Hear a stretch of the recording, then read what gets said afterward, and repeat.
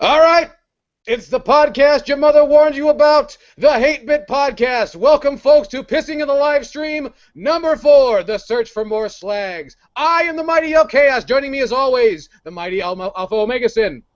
Hi. The mighty Almo Omega Sin. Almo Omega Sin. I'm Almond Omega Sin. It's great. Mounds don't, because. Sorry, El Chaos has been drinking, folks. Hey, that's not true at all. Sainted's not here. We have to fill the quota. We're conjuring him via liquid. Also joining me, the ravishing Razor Fist.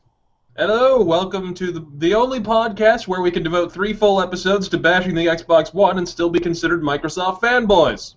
Yeah! And a man that needs no introduction of any kind, but we'll do it anyway, the mastermind behind movie mistakes, my friend, your friend, Mr. Larry Bundy Jr. Hello, I brought my own mic.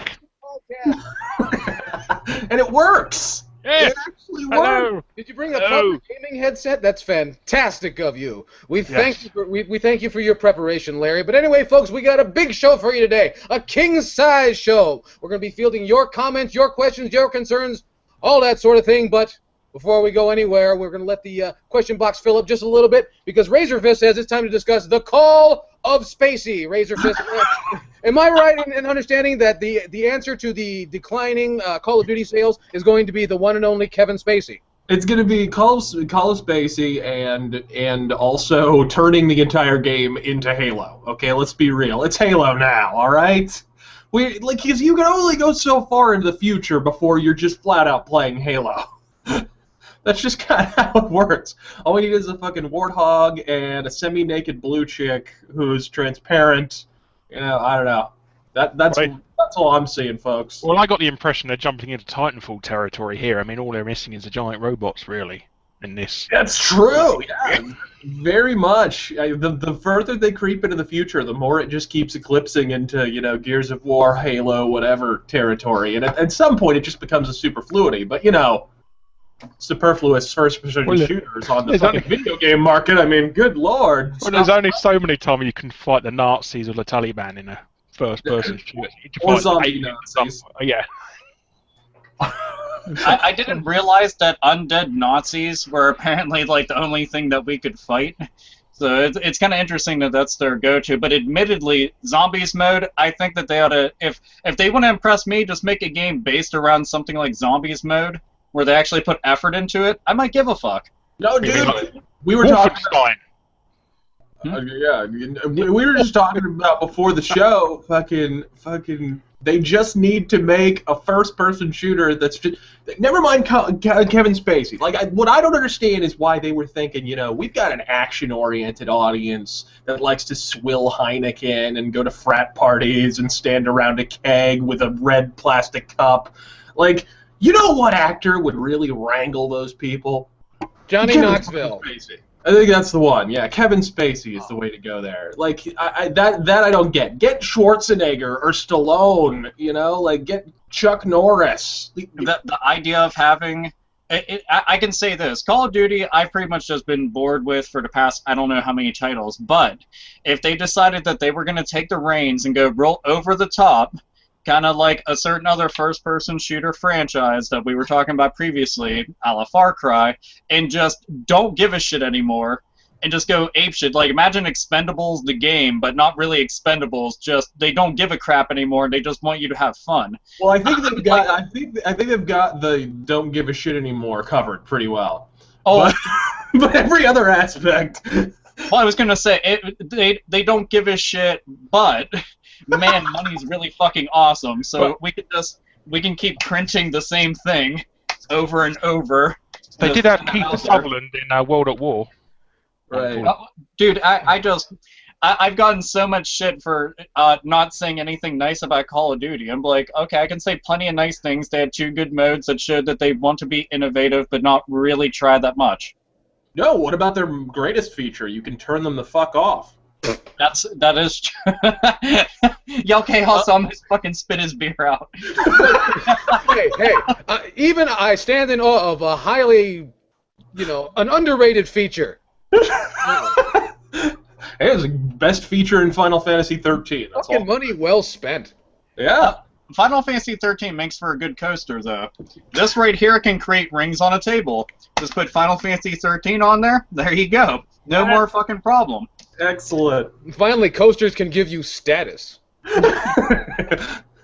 But yeah, that's this to me, leans toward an ever-pressing problem, or at least a new problem, to where it seems like even though there's declining sales, there's still money just to throw around. I understand that somebody, I didn't see what game it was, but somebody picked up goddamn Matthew Perry of Friends fame. That's how real in the now they are with Matthew Perry. And is this what's going to do it? Is the has-been celebrities, is that what's really going to save the AAA market? Yes. Is that what's really going to save their career? I don't know. I don't know, man. Like, I still remember back in the day shaking my head when Bruce Willis was in that one PlayStation game. Apocalypse? Yeah, I was like, what is this? And that was a terrible game, too. It wasn't that bad. It wasn't good, but... No, it was that bad. It was pretty bad. Well, I mean, I think if they took Bruce Willis out of it, it'd been a little bit better. It could be even games that were based off his movies, like The Fifth Element is notoriously pretty bad too. The PlayStation game. I don't know. Hey, Die Hard Trilogy is really good. Okay, yeah, but Die Hard Trilogy is Die Hard Trilogy. Like that. That's just. Oh, it's a shame that they didn't bring out The Fifth Element nowadays. And they could do loads of jokes about season pass. Season pass. Oh, season pass.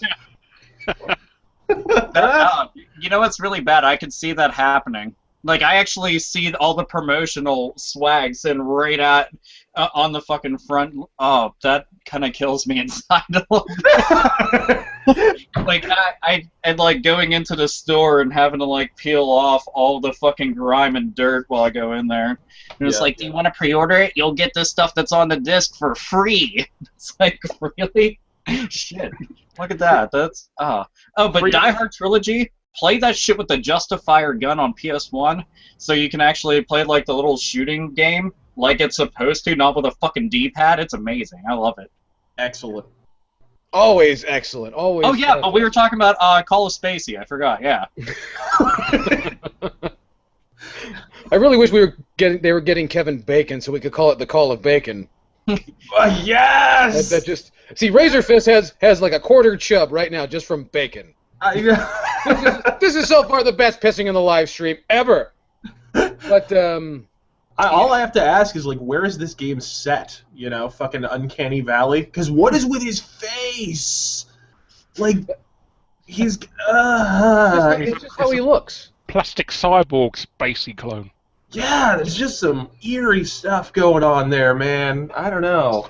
Sort of like after he had a stroke as well. That sort of weird. And man, you can really see it's really bad when you digitally, because they probably digitally scanned his face in. So it's you get to see just how much pitted marble his face is now. Well, I mean, it could be that, or he could get the Jerry Lawler job, which is face with Saran wrap stretched over it. I thought Jerry Lawler's job was to collapse at the announce table into a I thought Jerry Lawler's job was to wear shirts that were more horrendous than all the Diva matches. Those things, seriously, the one that he has that's all bedazzled and it's an actual King of Hearts or whatever that he's wearing on it. Every time I see that, I just want to set his shirt on fire, and him with it for thinking it was a good idea. So would you prefer old school Jerry Lawler to where he's probably the hairiest non-Jewish wrestler in the history of non-Jewish wrestlers? I don't know. Is George the Animal Steel Jewish? I was thinking of Barry Horowitz myself, but Oh my, yeah. I was thinking of Lou Albano, but and Lou Albano. Well, that's. See, guys, aren't you glad you joined us for pissing in the live stream? You didn't have to watch Extreme Rules because we got all the good stuff. No one's fucking watching it anyway.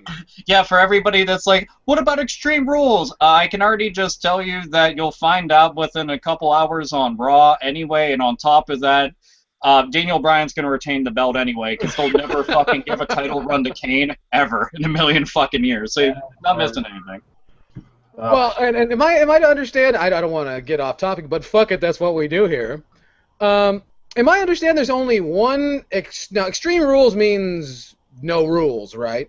Extreme Rules means it's an outdated title that they're using because they sure as fuck aren't going to shed any blood. And, I mean, when they put somebody through a table, It's just like Fatal 4-Way where nobody dies.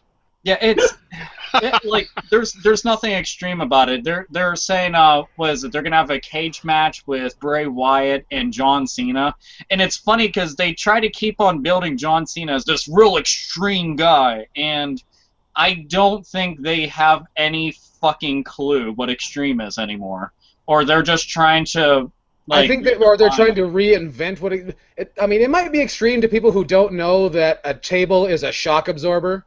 Yeah. So. Yeah.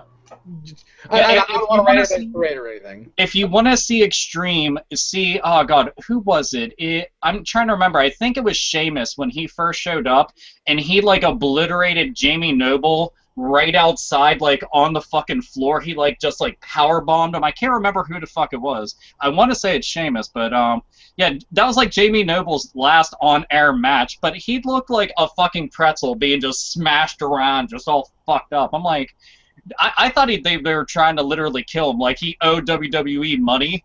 And they were like, no, teach this bitch a fucking lesson. Let motherfuckers know. Man, we'll fucking take you out in front of a crowd legally and get away with it. Oh, man.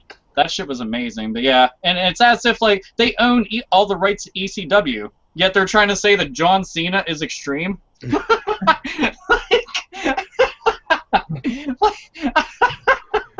These motherfuckers are high. John Cena's too pretty. But anyway, yeah, so we're not missing anything, and neither are you by watching pissing the live stream over the Extreme Rules, which I understand one Extreme Rules match for the entire pay-per-view. Yep. Okay, so people pay money for this. Yeah. Yeah. No, they don't. You technically don't have to. You just pay the $60 for the 1 year WWE Network, and that costs the same as what they were trying to charge you for fucking WrestleMania. Which goes to show how much it was worth in the first place. Yeah. But anyway, moving on. We got a bunch of questions here. We got a whole. It's amazing. We got a whole bunch of people that want to know what we feel and how we think and so on. And I'd have to admit, poorly. But it says right here, Cena is extreme as a grilled cheese sandwich with white bread. I could go along with that. I really could. Or you could get really extreme and couple that grilled cheese sandwich with some tomato soup. Oh, you know that's what Mrs. Yelcast fixed me for lunch, as a matter of fact. 'Cause I'm extreme. Horror Punk 610 says Extreme Rules in ECW was called a normal match. Yes. Yeah, and you wonder why a lot of those guys are dead. No, it was considered like on the demure spectrum of a normal match, even. Demure? Oh, one of those. Oh, okay. Gotcha. Is Sabu there yet? No, fuck it. I'm going home. Let me see here. You gonna try and do that jump over the rope thing and break his fucking neck again? Or he could land on a fucking table and bust out all of his teeth again. He still does it. He just does it here in Southern California for a lot less money. Yes. Let me see. Okay. Half a clips of Botchamania, that is. Oh yeah, dude, Botchamania is the shit. Anybody who's watching this right now, if you're into wrestling at all or used to be or whatever, watch Botchamania on YouTube. Shit's hilarious. There's so much funny stuff on there. But if you got a weak stomach, you might want to proceed with caution. Yeah.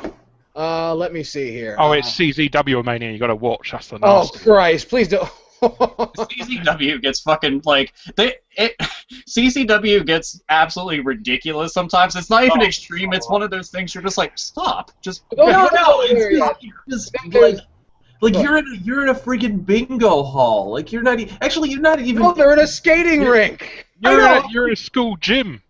Like WWF's former slogan used to be attitude, you know, and WCW's used to be like new blood and so forth. The tagline for CZW should be I broke my neck in front of 15 people in a fucking backyard. Yeah. I just like the fact every time they botch up a move, they just keep doing it over and over again until they get it right. And Yeah. I actually think that's Well, the that's worst what they do at wrestling television. They just call cut before they do it. Dude, to me, CZW is kind of like they basically roll in with a garbage can. They fill it up with those long light bulb tubes, and they're like, "Okay, I'm going to eat this and shit it out onto my opponent." Extreme. It's like, no, this isn't wrestling anymore. Yeah.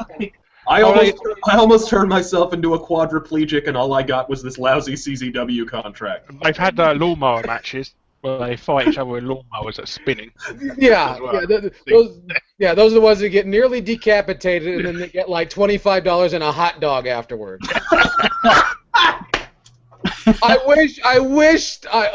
Hater Nation, I wish I were fucking kidding, but that's the kind of money the independent wrestlers make to fucking kill each other in front of 12 people somewhere in, like, Oakland, Pennsylvania. Yes.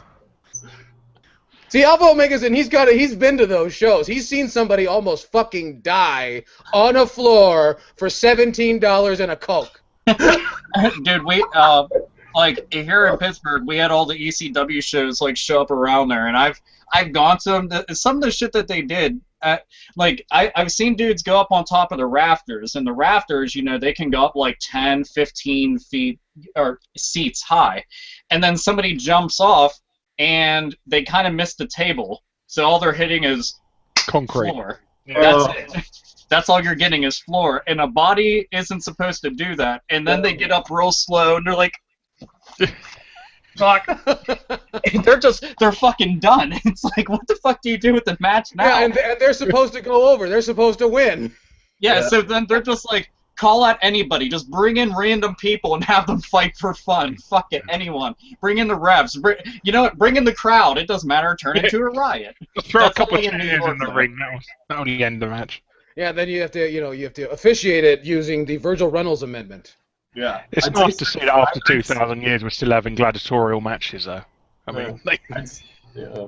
I know, but the worst part is it's a work and they're not getting any money. It's terrible. I know. It's like, oh, yeah, so here, we'll pay you $10 to pretend we're not cooperating. Hold on. Somebody actually asked a question. I just want to say something too. The new, I don't know how to say your name. It's new Papa Hara, whatever the fuck. It doesn't matter. I'm gonna call you Papa Shango because it sounds awesome. New Papa Shango. So the new Papa Shango said, if you had to pick a sequel for a survival horror video game, god damn it, quit fucking reloading here. If you had to pick a sequel to one of these games, which one would it be? And it's either to the game D or Clock Tower. I would easily, hands down, pick Clock Tower because Haunting Ground is technically Clock Tower 4. And that game was amazing as shit, and it went nowhere because Capcom was like, advertise. Yeah, that was back during that day and age when Capcom thought they could just slap their logo on a game and it would sell it. Like Product Number 3 and The Haunting Ground. That whole era of like, oh, you remember when Mega Man X7 was released? Yeah, no, neither does anybody else. Like, it's really bad because I know. These games out. No, or Mega Man X Command Mission. Like, hey, that game was awesome. Prince of Thieves, all the. No. There's nothing wrong with the games. I'm just saying they didn't advertise them at all. It's as if they made the games and then forgot about them. They were like, they're on shelves. Oh. Yeah. And they just went about their way. Well, then the Americans should fucking buy them, shouldn't they? Yeah. I did. There you go. So it worked in some respect. Don't pretend that it didn't. Larry, if you had to pick a sequel to D or Clock Tower, what would it be? Well, I've not played either of them, really. But all right. Well, fuck. No, I've seen D2, though, and it looks fucking awful. Whatever. Flip a coin, motherfucker. Go for it. I don't know. Can I just say Silent Hill? Just a proper Silent Hill, not just these shitty fucking remakes they keep doing. And just, let's stick Pyramid in there because he was the best character. And I'm waiting for them to pull a Bioshock 2, and they're like, now you get to play as Pyramid Head or prototype Pyramid Head. They kind of already did that. You kind of already did it in Homecoming, where they turn you into a Pyramid Head at the end of the game. Dude, I shit you not, that's the only one I haven't really gone through because when I started it, I was like, I'm done. I couldn't. That and Shattered Memories, I was like, I can't do this shit. Like I remember holding the controller for a while. I was just like, I'm gonna hurt someone. Like right now, like you see, it's a weapon. It's a fucking weapon at the moment. Yeah, but but to answer your question, the new Papa Shango, it's Clock Tower. So there you go. Well, hey, you know Kojima's gonna save Silent Hill, right? That's what we heard. I wish he would save Snatcher. I wish he'd say Metal Gear Solid. Yeah. It's like, hey, you just stay in talking the about that game hospital that's a you're at. demo? Is that it? The 5-minute demo? Yeah. Is that it? It's the one that they forgot to include Zone of the Enders 3 on. Yeah, In it does. 5-minute demo, if you spend 3 minutes in the pause menu. Well, just make sure that you want to set it to, you know, hard or something. Oh, somebody said a new Jet Set Radio. Yes, I would quite like that because those games are fucking fun. Like I still remember when Jet Grind Radio came out, like trying to get people to play this game and could not convince. Like I could have dropped Trow and just blown them right there, and it wouldn't have made a difference. Nobody would play this game. I actually imported it from Japan. It's like graffiti tagging, and I'm done. You know. Dude, you know what? I want to take that clip of you and make that into the official commercial. I'm like, Jet Ground Radio! And then it just cuts to you saying that, and it's like, available now. Motherfuckers will be buying that shit by the tens. Yes. It'd be a lot more detailed commercial than fucking Forza got. Yeah. By the half It'd be a lot more detailed of a commercial than most video game commercials nowadays that are just like everything's in slow motion, also doesn't show video game footage, just shows a logo. Bye. No, dude, it's like tires peeling, smoke, grass, Xbox One. Hey, look. Yeah. Yeah, smoke, grass, and then Xbox One. Gray urban skyline, vague smoke off in the difference, and in the distance, fucking old-timey music playing, PS4. This is just how it goes. Man, we could make trailers. London, 1870, PlayStation 4. Yes. I still consider one of the best commercials that I'd ever seen for a game was for the original Smash Brothers on Nintendo 64, where all the mascots are skipping through the field of flowers, and then they just start beating the shit out of each other, and I was like, yeah! Yeah. It was pretty rad. I like that. No, that's still one of the best video game advertisements I've ever seen. We got Sega. Sega has all the best commercials. Like, nobody can beat theirs. Well, I do miss the old Jaguar commercials from the very beginning of that.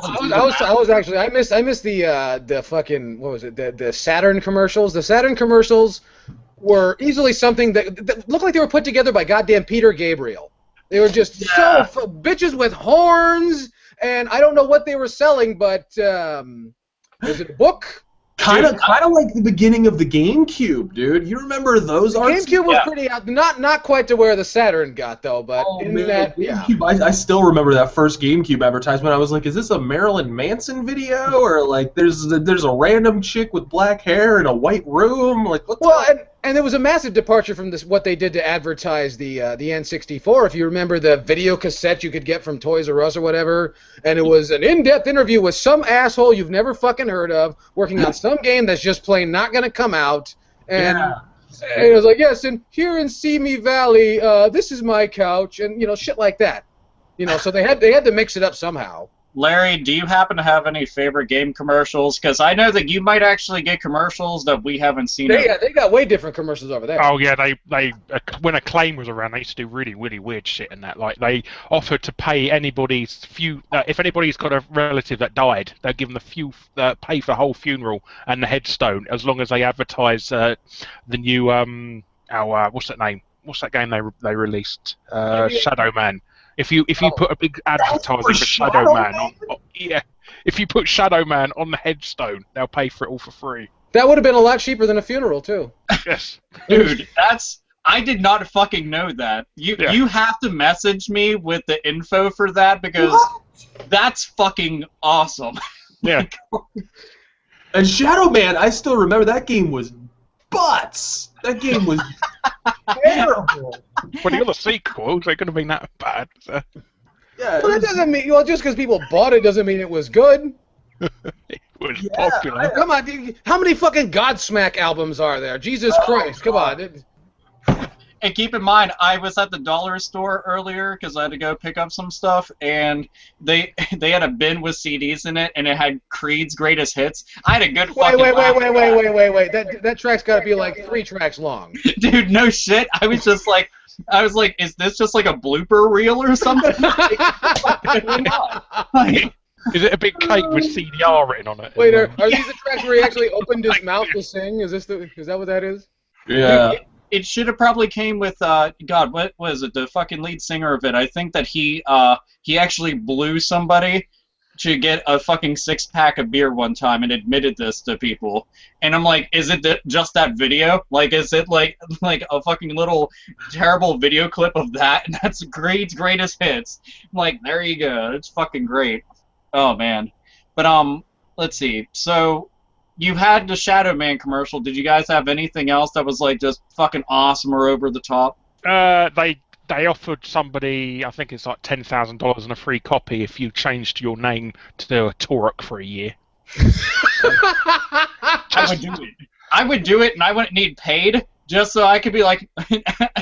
They would like. I would always tell people to like call me over the intercom. Just do it. Doesn't matter. And I'd have to roll up as Turok, Dinosaur Hunter. I think shit would be amazing. Dude, that's fucking cool, though. Yeah. I used to do loads of stuff like that. And Capcom done an advert that got banned instantly for Resident Evil. And all it was is a picture of a bath full of blood. And that's it. And just with Resident Evil written on top, yeah.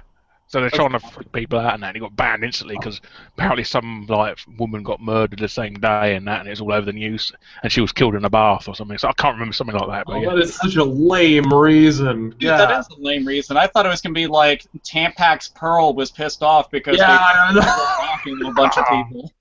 Well, I did like some of the. I used to import EGM magazines back in the day. I used to have some great adverts in that. Whoa. You went through all the importing that shit? Well, it's all right. It's cheap, wasn't it? Well, okay. I think the best advert was the PlayStation one. It said that if you want a Saturn, your head must be in Uranus. I just wanted to remind you all that we have incredible journalistic integrity. We have absolutely no stake in Halo and Gears of War. There's no. Well, fuck, if I want to get paid by companies, the new Godzilla movie's coming out, so remember to get your Godzilla merchandise. This is not from the official movie, by the way. This is actual Bandai stuff, so... Oh, no, unless you're being sponsored, it's copyright infringement. Yeah, this is how we're going to get paid. Konami, please go back to making stuff like this. That'd be super. See that? See those? These are good. Yeah. Yeah. Cardboard, are you out of your mind? And by the way, everything that we did is still 10 times more extreme than John Cena. There you go. Yes, it's true. It's absolutely true. The Doritos are more extreme than John Cena. Stale Doritos are more extreme than John Cena. Eaten Doritos are more extreme than John Cena. Okay, there's a pretty good question. Someone's about to bounce from Darth Wish. Oh, that's too awesome. He wants to know if there are any games that we're looking forward to seeing heading into E3. For me, I'm looking forward to the Murdered Soul Suspect. Oh, I'm sorry. Yeah, that's quite good. Look forward to that. I don't know, The Evil Within. Yeah. Yes. Well, a lot of people, Alpha, a lot of people want to know what you think about, and you'd probably be the guy to ask about the supposed Resident Evil 7 coming to us at E3 this year. Oh, God. I know. I keep hearing. Well, here, hold on.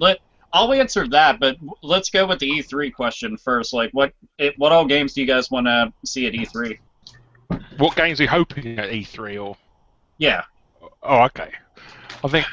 I think the only thing that Microsoft is going to really pull it out of the bag is if they announce something like Shenmue 3 or something for the system. But who would buy that fucking game? It doesn't matter. It's just the excitement. I mean, they put it out. Yeah, we're bringing out a new Fable game. Nobody gives a shit. We don't want any more Fable games. Stop bringing out. I strongly suspect, as a huge fan of this series, probably my second favorite video game series, that we're going to see a teaser at least for a new Deus Ex. I think we're going to see that. Because Elias Tofakes is the voice actor for Adam Jensen, is on Twitter saying he's doing a lot of voice work for a project he can't talk about.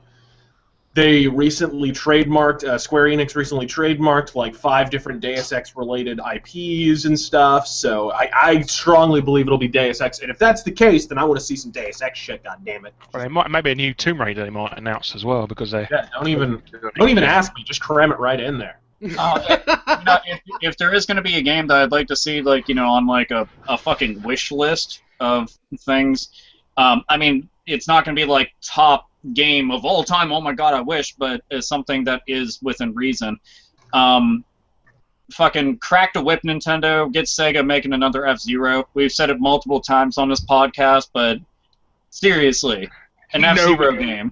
They can't make them, we're too busy making Mario Sonic at the Olympic Games. Yeah, for some reason they keep Miyamoto still got beef from that GameCube shit. Come on, how are you going to sleep at night knowing you halted that gravy train, Alpha? Jesus. Come on, fucking Mario Sonic Olympics. Did you see somebody's managed if you got the GameCube version of F-Zero, you can actually hack it, and is it the arcade machines actually there as well? Dude, when I heard about that, and it's so weird because we found out about that just like last year, and it was just like it was sitting on the disc the entire fucking time for a goddamn decade. It's quite freaky, really, isn't it? When you what's cool is I know that if you got like if you have a modified Nintendo Wii, you can actually install F-Zero AX, the arcade game, as its own separate channel, and just play it by itself, completely separate from the game. And I thought that was fantastic. So, despite the fact a lot of people are against modding, that's actually a good reason to want to do it. You can do the Mario Kart arcade games as well. Really? Yes. Wait. So you're saying that Mario Kart, the arcade games on Mario Kart Double Dash? No, they're not. They're on the disc. They're not on the disc, but you can install them onto a Wii. I didn't know that. Yes. Shit, that's actually pretty fucking rad. Wow. Huh. Look at me, learning something new. And for everybody who didn't know about either of these things on there, then you learned about 2 really awesome things. Yeah, that's why you need me on more often. You've managed to kill off Silent Rob, so you... Dude, yeah, by the way, once a couple of people are saying, will Silent Rob be there? We want Silent Rob to be here. If that nigga cared, he'd be here, but he doesn't, so he ain't. Oh, don't say that word, you lose your basketball team. I called that motherfucker on the phone. What happened? Nothing. I live closest to Rob. I should go and make a trip over to the Ohio lands and fucking drag him here and then be like, I'm gonna plop his ass down right here. This is the outline of where Silent Rob should be, and then we could banter and talk. He lives a couple of miles away from the R8 Gamer. Wow, that must be real. Yeah. Oh, that's fucking hilarious. I wonder if you could actually find him, but kind of like a breadcrumb trail, but it's just Skylander toys everywhere. just a failing number in subscribers. I'm telling you, dude, this guy is the new Carmen Sandiego. It's fucking incredible. You can't find him anywhere, right? He's fucking stealing the pyramids. I don't know how. Oh, so the other thing was you said about Resident Evil 7? Yeah. Yes. Okay. Resident Evil 7 has like a stupid amount of fucking rumors going around about it. As a matter of fact, I got asked to make a video about it, but I just haven't gotten around to it because I'm saying like I have 9,000 other fucking videos to make. But the rumor right now is that the fucking chick Alice from the movies is going to be in the game. Oh. If you ever want to see me lose my shit, that's gonna be the straw that breaks the loyal camel's back. Yeah, come on. Okay, let's just. Do you have any idea how hard it is to get me to hate the sight of Mila Jovovich in latex? Multipass.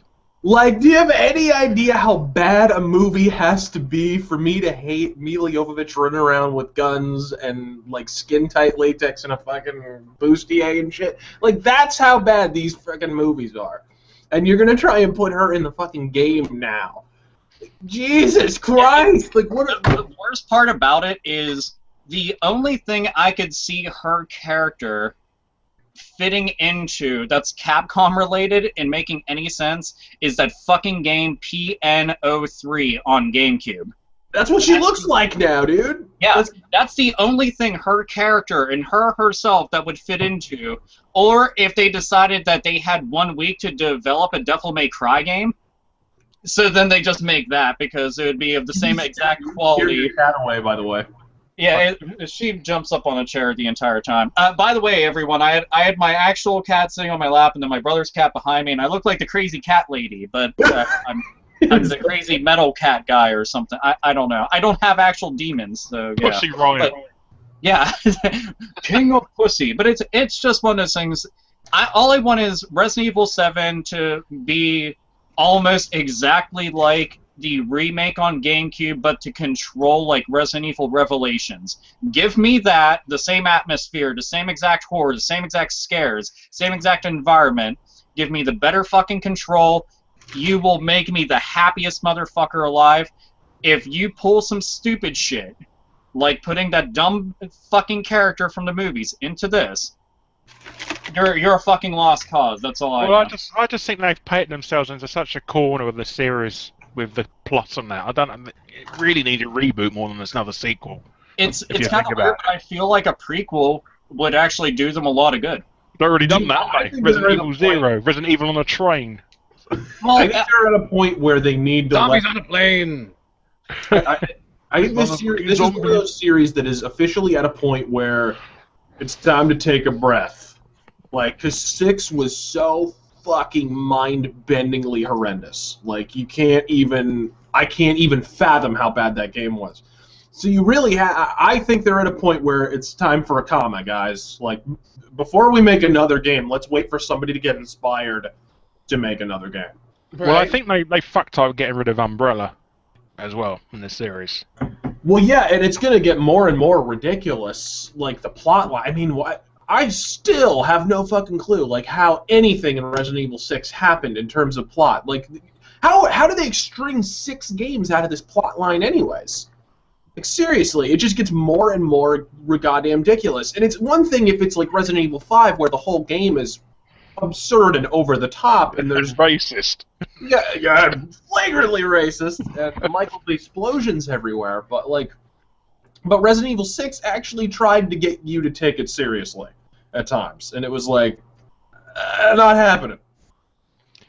Well, I think another problem with the series is they just give you way too much ammo in their game now because they're worried about trying to appeal to the Call of Duty crowd and that. And yeah, well, it's a fucking shooting gallery. I mean, that's the long and short of it. There's no if you got all the necessary tools to kill anything you see, it's not scary anymore. You should be forced to consume ammo. It should be a precious commodity, not a thing that you can waste at anything you want. So that's where it's going downhill. Well, not only that, shame on them for assuming that audience is still going to be there because making video games takes a long time. Well, and the difficulty in general, dude, is like totally. I mean, it's not even. Sometimes it's press X to win, but then you'll play a QuickTime event and it'll be just unfair because it comes out of nowhere and you have half a second to fucking push the button, and shit like that. So it's like really, it's all over the place. 1 minute the game's easier than fucking Jessica Chobot on roofies. The next minute you're on fucking you're running around like fucking. There's a QuickTime event. There's 2 QuickTime events. I don't know, wiggle the stick. Oh god, I hate the wiggle the stick QuickTime event at the bottom of the screen. The whole thing there's no balance. There's no. You hit these random walls. It's bizarre. That's the mark of bad game design, really, is when there should be a gradual progression. If you're even in like a game like Dark Souls, which is ostensibly supposed to be super challenging and whatever, the game doesn't really have many spikes. It's pretty well designed in the sense that you start out at one difficulty level. By the end of the game, it's gone to a certain level, and it's kind of taken the player along with it. So. Well, I think it should be QuickTime events should be taken out anyway, because all they are is just events that they couldn't program into the game properly. That they have to. Well, and let's face it, QuickTime events were perfected in Sega's Dynamite Cop, and that was like 1993. Oh, Shenmue was the first to do it. Shenmue was the first to do QuickTime events. Well, that's like I said, Dynamite Cop perfected it. Oh, okay. I can figure that shit out even in Japanese. That's how good they are. Speed 2 arcade. Razor Fist, we have a request for you to stop making date rape jokes. What? I don't know. I don't know anything about it, but is that from Anita Sarkeesian 3257? Is that? I have a feeling. Speaking of feelings, wait, that's not gonna. You can't go date rape and then say feelings. So we're just gonna switch right back to E3. Something that's important for me is there's been a lot of teasers. There's been talk, and nothing confirmed, but there may be a new Metroid game on the horizon, and a lot of people don't think that's a good idea, and a lot of people think that's a good idea. Both of those opinions having to do with Metroid Other M. So I think that's interesting, that, you know, one questionable game in the series and everyone's ready to jump ship. And I shouldn't say everybody, but well, it's just a really unconventional situation with how Other M got made, with a third-party company and everything. And you kind of knew with that particular team and that particular publisher, it was going to be very, very, very different. And it was Nintendo trying to do something different. I don't know why, because, I mean, Metroid had been selling really well up until that point. It wasn't like this was a situation where the series was beginning to flag or anything. But whatever, they took a roll of the dice, they made a different entry. It's just a matter of kind of realigning themselves and kind of finding what works again. I am going to go on record, I've never cared for any of the first-person shooter Metroids. That's just me. I prefer rolling. They felt a bit awkward, the controls, that you couldn't really strafe and stuff like that. The minute I played, I heard that it was going to be a first-person shooter, I was like, you know, because I had been waiting for a new Metroid for years, too. A lot of people forget how long the drought was between Super Metroid and and the Metroid games. Oh, yeah, a lifetime. That IP lay dormant. It was missing Nintendo 64, didn't it? Yeah, it was Rip Van Metroid. It was fucking dead for years. And then all of a sudden we hear, oh, new Metroid, and then we hear it's going to be a shooter. I was just like... Well, hold on. Don't forget now. See, the great benefit that Metroid Prime had that no one gives it credit for is that if you like it, it's a first-person shooter. If you can't get into the controls, it's a first-person adventure game. So it's true. Did you know it's made by the same team who made Turok, the original Nintendo 64 Turoks? I was not aware of that. Yeah, Retro Studio used to be. Did Retro Studios do Turok? I had no idea. Yeah, Retro. Well, they used to be called something else. Well, obviously. Yeah, obviously, yeah. They renamed themselves Retro Studios. I barely found out the other day that there was a third Turok game on N64. I'm like, what? I mean, as did I. There's 4 of them. What the fuck? There's 4?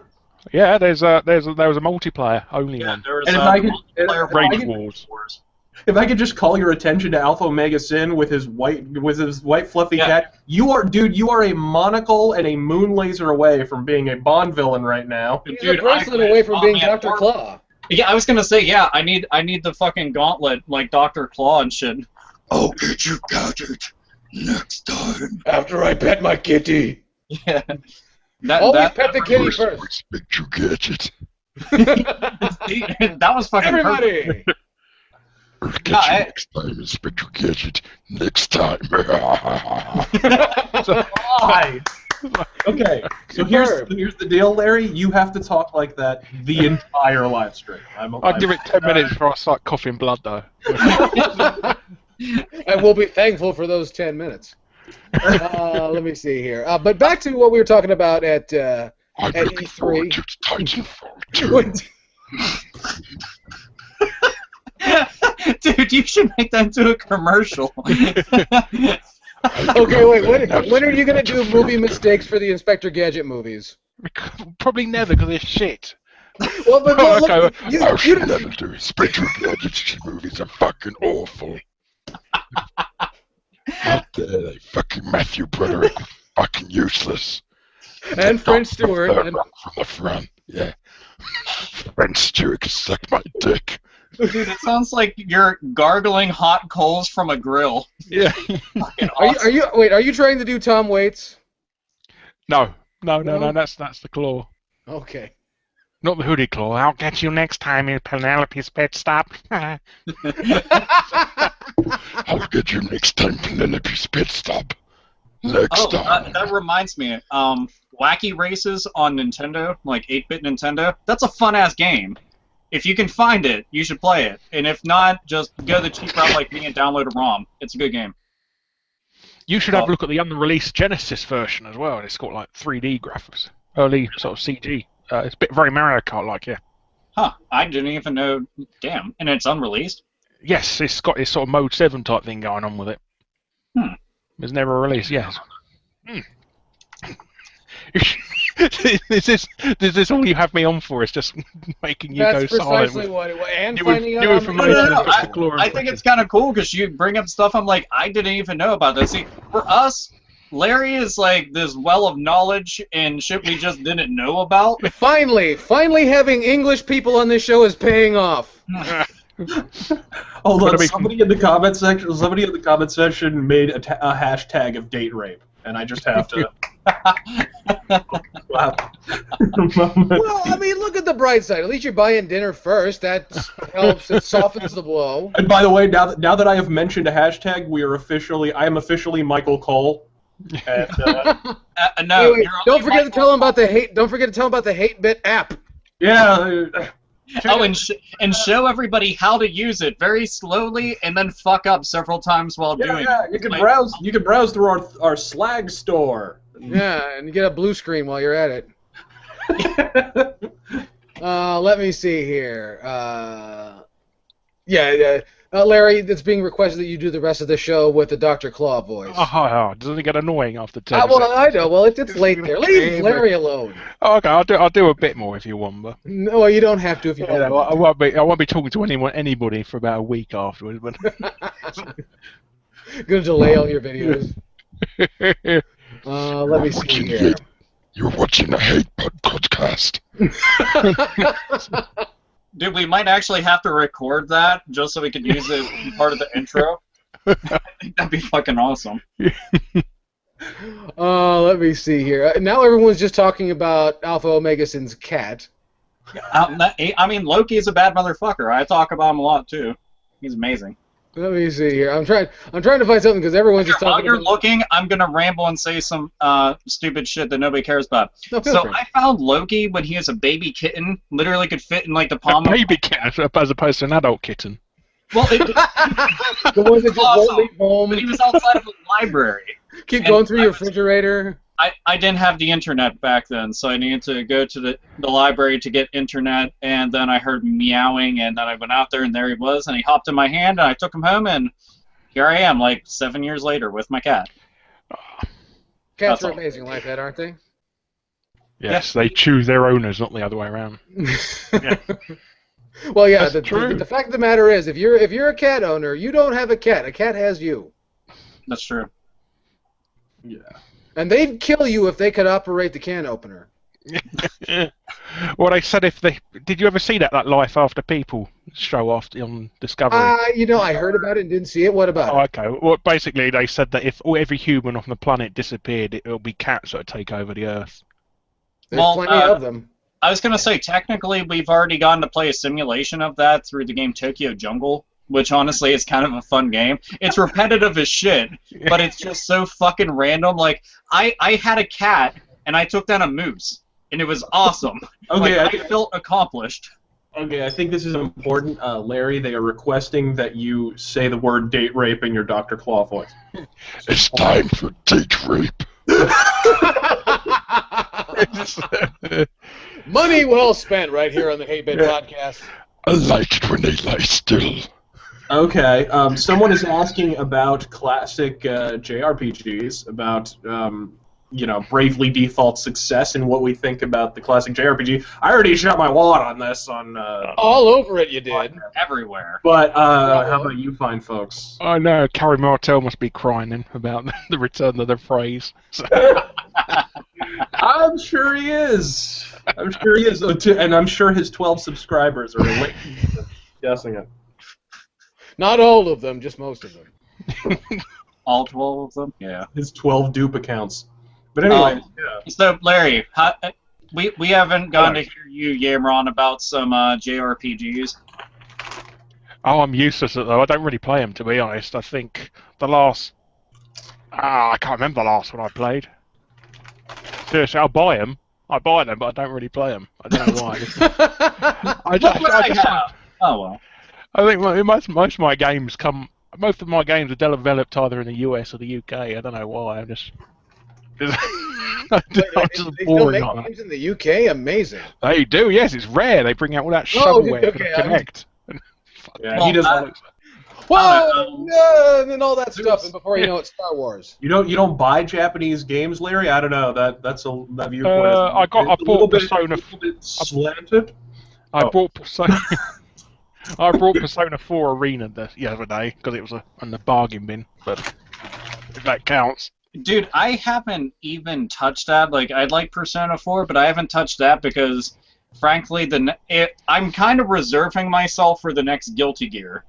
Like, I bought was it Injustice for the story, and that was it. Like, that's what I want to do with it. I played through it for the story, which is actually very good, but that was it. People were like, "Oh man, you want to play it?" I'm like, no, I just want to play it for the story. The only time I play a fighting game legitimately to give a fuck is Guilty Gear, because Guilty Gear to me is the only fighting series, and Soul Calibur a long time ago, but that was a long time ago, not now. Oh.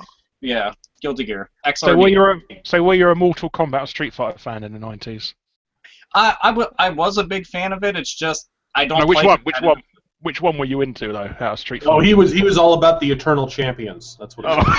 Eternal Champions on Sega CD is actually kind of badass. On Sega Genesis, it's kind of crap. Yeah. You just can't beat it, can you, on the cartridge? I don't know. It's kind of weird because Mortal Kombat and Street Fighter to me are just so different. Like from the way that they control and they play to just overall like their fucking themes. That's why I always had trouble. Mortal Kombat has always had that like 1970s like kung fu exploitation kind of slant to it. Well, it's just Enter the Dragon, isn't it? Really? Yeah, the whole game kind of feels like what like 22-year-old college frat fuck thinks Japan is like. Basically, that's the entire premise of Mortal Kombat, and then Street Fighter is just, hey, ethnic stereotypes. Like, here we go. let's have DJ Combo eat a watermelon after he wins a battle. Like, Jesus fucking Christ. The thing is, but Street Fighter, you got to give Street Fighter a lot of credit. I mean, Mortal Kombat to Mortal Kombat 2, it was a big step up. But was it Fighting Street to Street Fighter 2? Was like, there's no comparison there. It's night and fucking day. Like they had two completely different ideas whenever they were making each individual title. And it have you ever actually seen Street Fighter 1 in the arcade? Really? Have you ever seen it? Oh, I thought you said you saw it today. I'm just like, no. I've never seen it for years. But the original. What's your cat doing? What's talking about jumping around and shit. The original arcade machine had these big pressure pads on it, and depending on how hard you punched them, with how hard you actually punched in the game. So you didn't have like 3 different buttons. I've never even seen that.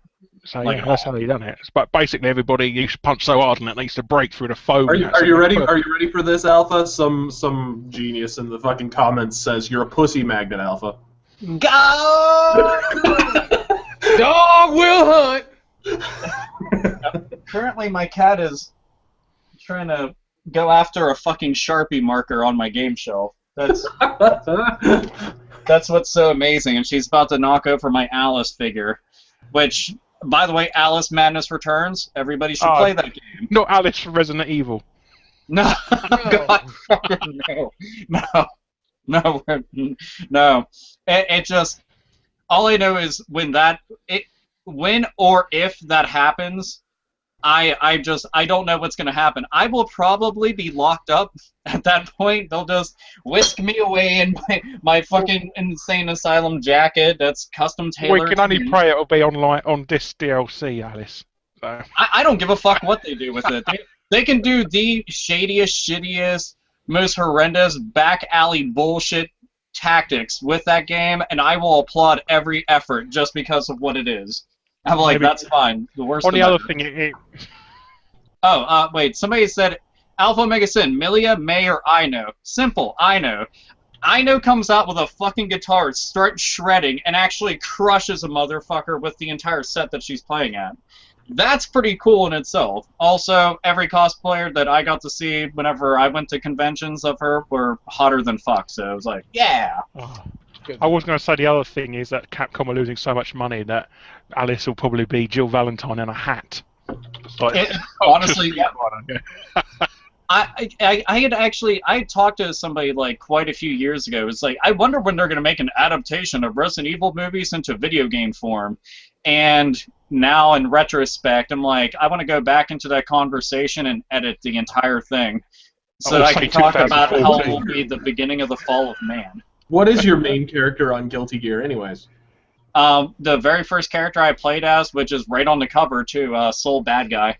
Oh, And okay, you know, that's like playing as Ryu in Street Fighter, and I know people are like, you have to play as different characters and stuff, but Soul Bad Guy is the first character I picked up. The backup character would probably be Milia, because her moveset is all the traditional like moves just like he has, so it's easier to learn her stuff. And I learned how to play Testament in Guilty Gear X. Then they changed up his moveset after that, and I have no clue how to fucking control him. So I bust some serious ass with Potemkin, but that's Dude, he is. You could beat somebody's fucking ass with him just by punching. Yes. Like, his fucking hard punch, his hard slash technically, is fucking ridiculously overpowered. Yes. No, I love the shit out of Guilty Gear, and I'm so pissed since they removed online support for the original Xbox Guilty Gear, whatever it was called, XXX Encore or something / Reload. Well, they had Guilty Gear X, X2, the XX, the Midnight Carnival, XXX Encore, Triple X. I don't know. It doesn't have Vin Diesel, so we know it's good. So yeah, all that shit. That's not true. The Ice Cube one was pretty bad too. Dude, I forgot about that until you mentioned it. Just like that. By the way, if anybody looks in the background on Yell Chaos's, he's got really cool Hey Pit podcast shit in the background. And then if you look in the background of Razor Fist, he has the movie Cobra sitting back there, which is my all-time favorite Sylvester Stallone. And if you look in the background, Larry, well, I don't know what the fuck you have back there because it's messy. Larry has a mess. I have a mess. You have a stack of 360 games, I think. You have the coziest room I've ever seen. There's just pillows and games. Yes. That's all there is. It's my love nest. So I bring all the girls in. Look at my game collection. Someone brings up a good point. I'll show you. I'll show you one.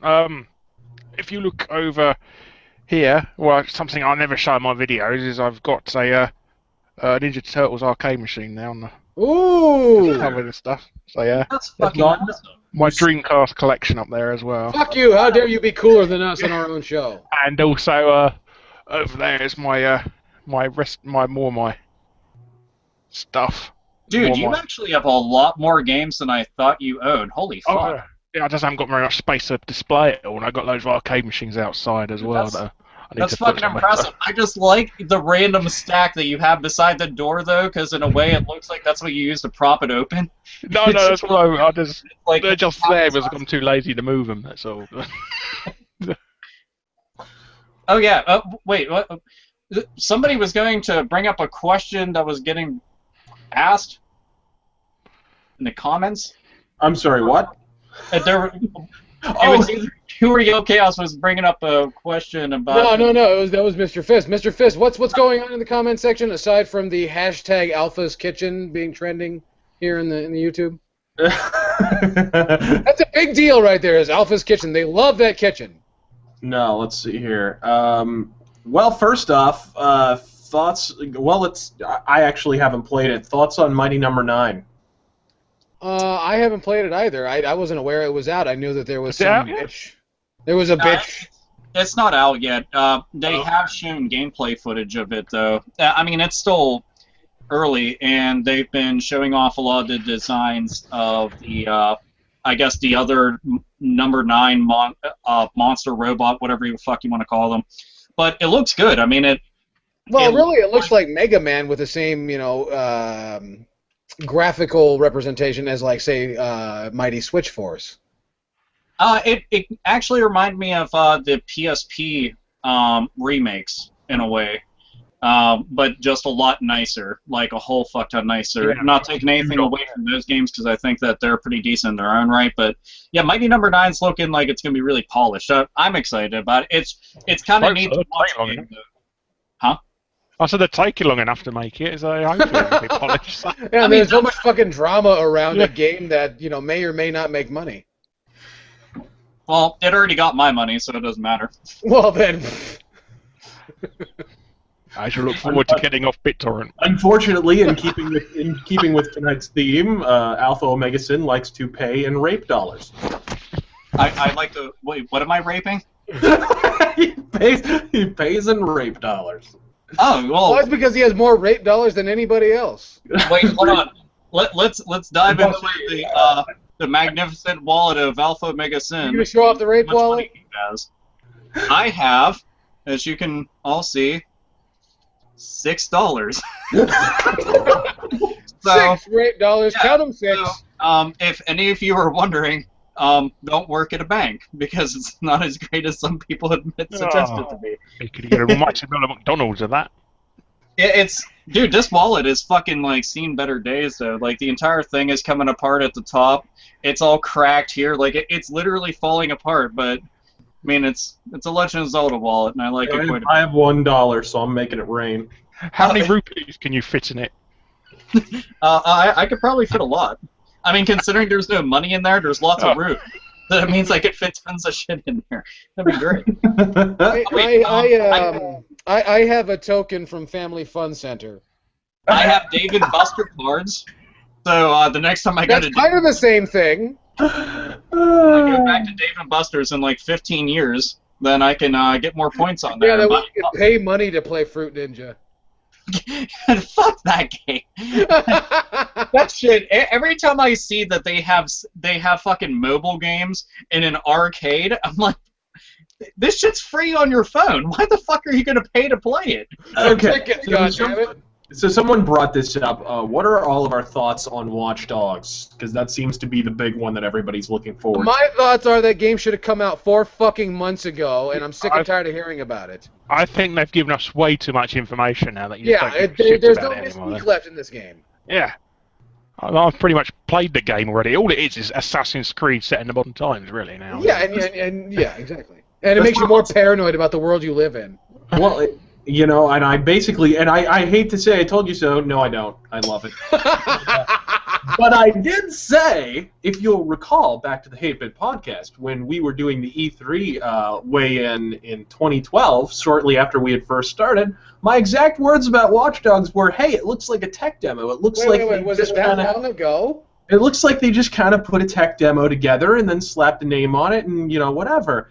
And wouldn't you know, like a month ago, the lead developer, the lead designer of this game came out and said, yeah, we didn't have a game.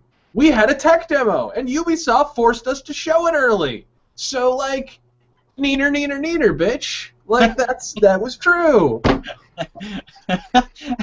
Well, I'm gonna go ahead and do the fuck you dance. This is what I'm doing.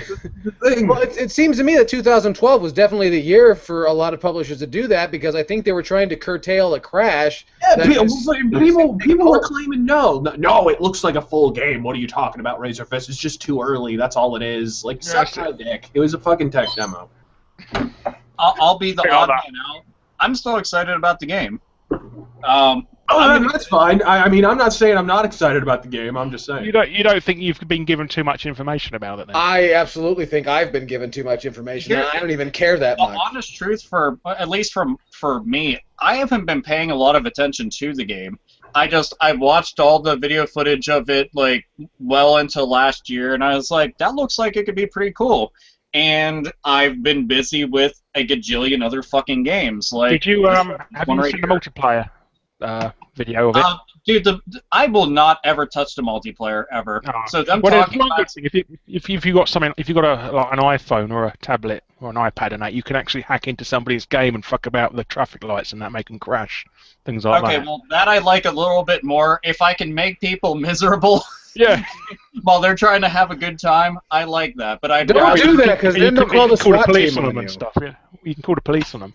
Yeah, but then people call the SWAT team on you and shit. Well, not if you got a what? Not when you're using a tablet. All it is just hacking about with a. Somebody had brought up Logan D. Kari. Sorry, I don't know. I'm just going to say random things. But Logan said, thoughts on Metal Gear Solid Ground Zeroes? Well, the fact is that our podcast is going to go on for more than 10 minutes, so I don't know what else to say. All right. I did like the. I think it was a bit of a bad idea to put Keith Sutherland into the game. I'll tell you, it took longer to read that question than to play the game. Yeah. No, it's no. It just when you listen to him off camera, you don't know who's talking. I mean, Snake has such a distinctive voice that you knew it was him talking. But when Keith Sutherland's talking, you can't recognise which one of the characters is talking in the game. Well, he's just got a generic gravelly voice. Well, so does David Hayter. Let's throw this out. He's got that sort of twang. He's got that twang on it, though, hasn't he? David Hayter's performance in Metal Gear Solid has always been cheese dick and cartoony and like ridiculous. And I'm not saying Kiefer Sutherland's an improvement. I'm not saying that. But I am saying like people who are like David Hayter's the man are out of their fucking minds. David Hayter would have been a lot more affordable. Oh, God. Yeah, he probably would have been. And you would have got virtually the same results. Yeah, pretty much, yeah. It's like, I prefer Nestle chocolate over Hershey's. Okay, fine. Viper Chief 117. Damn, well, why do people just add numbers at the end of your names? Just pick a new name. They want to run it out there. It's their PIN number on their credit cards, in case they forget. So, oh wait, damn it. It wasn't even for Viper Chief. I just said his name and then fucked with him by accident. It's actually Kenny Anderson, who said, "What are your thoughts on remakes of games?" I'm sorry, Viper Chief. Anyway, remakes of games, I think it's kind of interesting because we're starting to get a little bit more of them now that, so many generations have passed. Mm-hmm. And after I've seen something like DuckTales Remastered, we've seen Metal Gear Solid: The Twin Snakes. We've seen the Resident Evil remake. My brain's fucking. The Fable Anniversary was pretty good too. Castle of Illusion come out last year. Fuck, I even played that too. That's Perfect Dark HD was really DuckTales Remastered came out. Well, that was just an HD. That's an upscale. Oh, there's I brought them up earlier, but they had the Mega Man remake and Mega Man X remake on the PSP, both of which were pretty good. They also had the Ghost and Goblins one. I don't remember if that's actually Ghouls and Ghosts. Yeah. And then one of the most infamous ones out there, and one of the very best, Super Mario All-Stars. Bam! Well, naturally. Every kid owned that shit for SNES. Every fucking kid. I didn't. You're a piece of shit. I was poor, man. Dude, it was free. It was free. What is wrong with you? How the fuck can't you afford free? Nobody gets that poor. Even here in Pittsburgh and all the bad parts of the neighborhoods, we don't get that poor. Yeah, well, apparently you haven't been to the desert communities of California. We were very poor. He was too poor to afford Uniracers. You know what's funny is, that's a matter of fact. There was a guy that wanted $5. I wouldn't give him $5. For Uniracers. I told him 3. He wouldn't do 3. I said he wanted 5. I said no. There's another remake that I actually want to play back through soon. It's Klonoa, the remake of the original Klonoa, Door to Phantom Isle on PS1. They remade it for Nintendo Wii, and Can I just say up front that Klonoa sounds like the name of a female body part? It is. Actually, it sounds like some sort of sexually transmitted disease. Just throwing that out there. It's part of the slag bag. Yeah, watch out for that Klonoa. If it gets on you, you're in deep shit. But I don't know. Any other remakes you guys want to toss out there before we move on? Well, recently a lot of fans have been making remakes of stuff. There's been a lot of like community-made remakes. The stuff with the Deus Ex New Vision, the New Vision mod, which is like almost like a full remake because it literally replaces every texture and a lot of the actual what are they called? The meshes of all the characters and stuff. It replaces a lot of that stuff and runs it. It actually changes up the renderer of the game. It actually runs it in a more updated renderer, so the graphics look even better, and it's supported on higher displays. Oh, it's a bit like Halo Anniversary. Yeah, and then the big one that we've heard about recently is the fans are trying to put Morrowind in Skyrim's engine. So, and I forget what it's Skywind or something like that, but which sounds like the name of that one Europe album. But anyways, You mean the other Europe album? Stormwind. There we go. That's a good album. There's Black Mesa as well. Somebody. Or is that on Wings of Tomorrow? The song is called Stormwind. But anyhow, fucking that. I can't believe you're splitting hairs over a fucking Europe album. Well, come on, man. It's fucking Europe. But anyways, so yeah, this freaking Morrowind thing in Skyrim sounds fucking awesome. It's really cool. The fans, slowly but surely, are starting to pick up the slack where the industry is just kind of shitting the bed. Because there haven't been a lot recently. I know they get a cease and desist order. Yeah. Oh, dude, that happens so often on things that somebody brought up the Resident Evil 2 remake. That's something that they're actually doing right now. There's more than one going, which is kind of interesting, but it always bums me out. Like the biggest one that always comes to mind is Chrono Resurrection. Yeah, where they had Chrono Trigger. Yeah. And then it was running on GameCube hardware, and the GameCube was no slouch. Like, it was a bad motherfucker in its heyday, and to see Chrono Trigger done up that way, and I mean, we're talking about a small team that you can fit in a fucking living room of just fans. That's it. Not expecting money or anything. Yeah. And Square Enix, being geniuses, decide to shut it down instead of just hiring them on or running with the idea. Square Enix has been doing that like crazy, though. There have been little, especially where Final Fantasy VII is concerned. There's so many little fan projects and so forth that fans will make that is nothing. It's not taking any money out of Square Enix's pocket, but what it's doing is keeping their IP relevant while they're completely ignoring it. Yeah. So it's like, I don't see why they can't pick it up and release it officially. Yeah, like, that's what I mean. Most of these free money, it don't cost them a penny to do that. Yeah, like, let's call a spade a spade. Most of these people are more talented than the blithering hacks in fucking Japan that made Final Fantasy 13. That's just a fucking fact. Well, see, the main problem with them is that if they see somebody's making this, and I guarantee it's probably a fucking ego thing, where they see that a group of fans, what they would consider to be fucking underlings, just consumers. That's it. The ones that fatten their wallets, doing what they do professionally for a living, taking their own stuff and then doing a better job with it. And doing it for fun.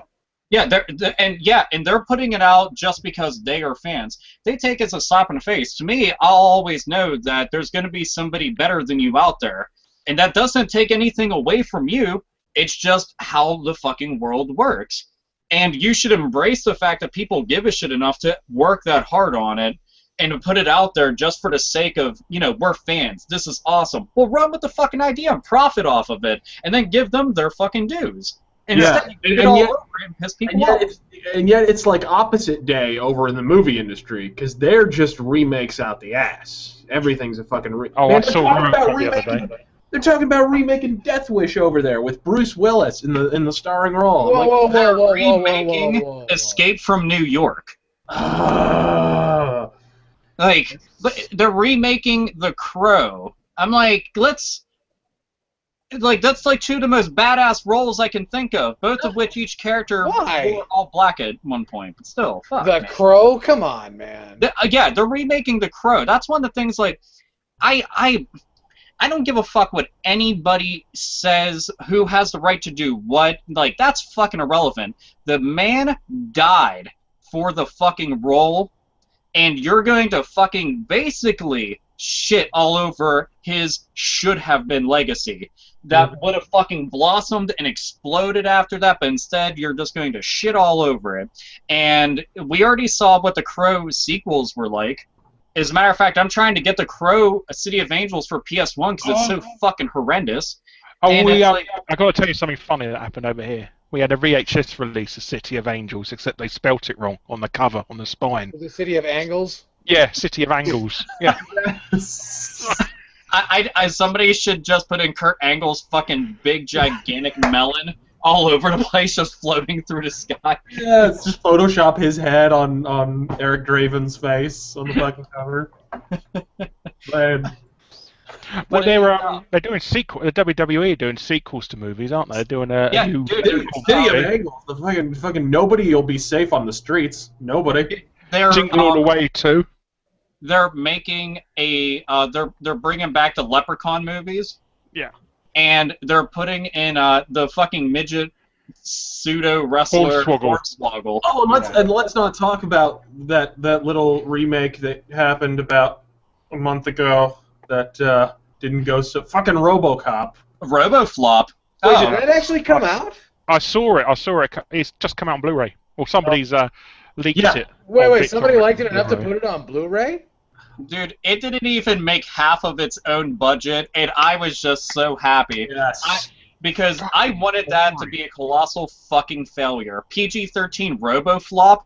How much more flaccid do you want this dick to get before it becomes an innie? I just don't fucking... How much more flaccid are you willing to make it? I know. He just wanted that mask he wears in the movie, just so it's like the live-action version of the Tick. Really, doesn't he?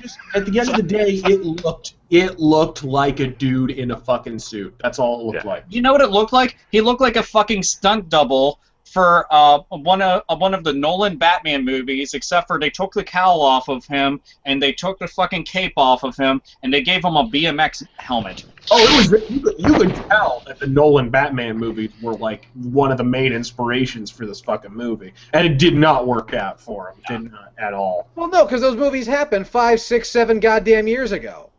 Yeah. Razorfish, you're getting called out for being the only one without facial hair. Yeah, I know.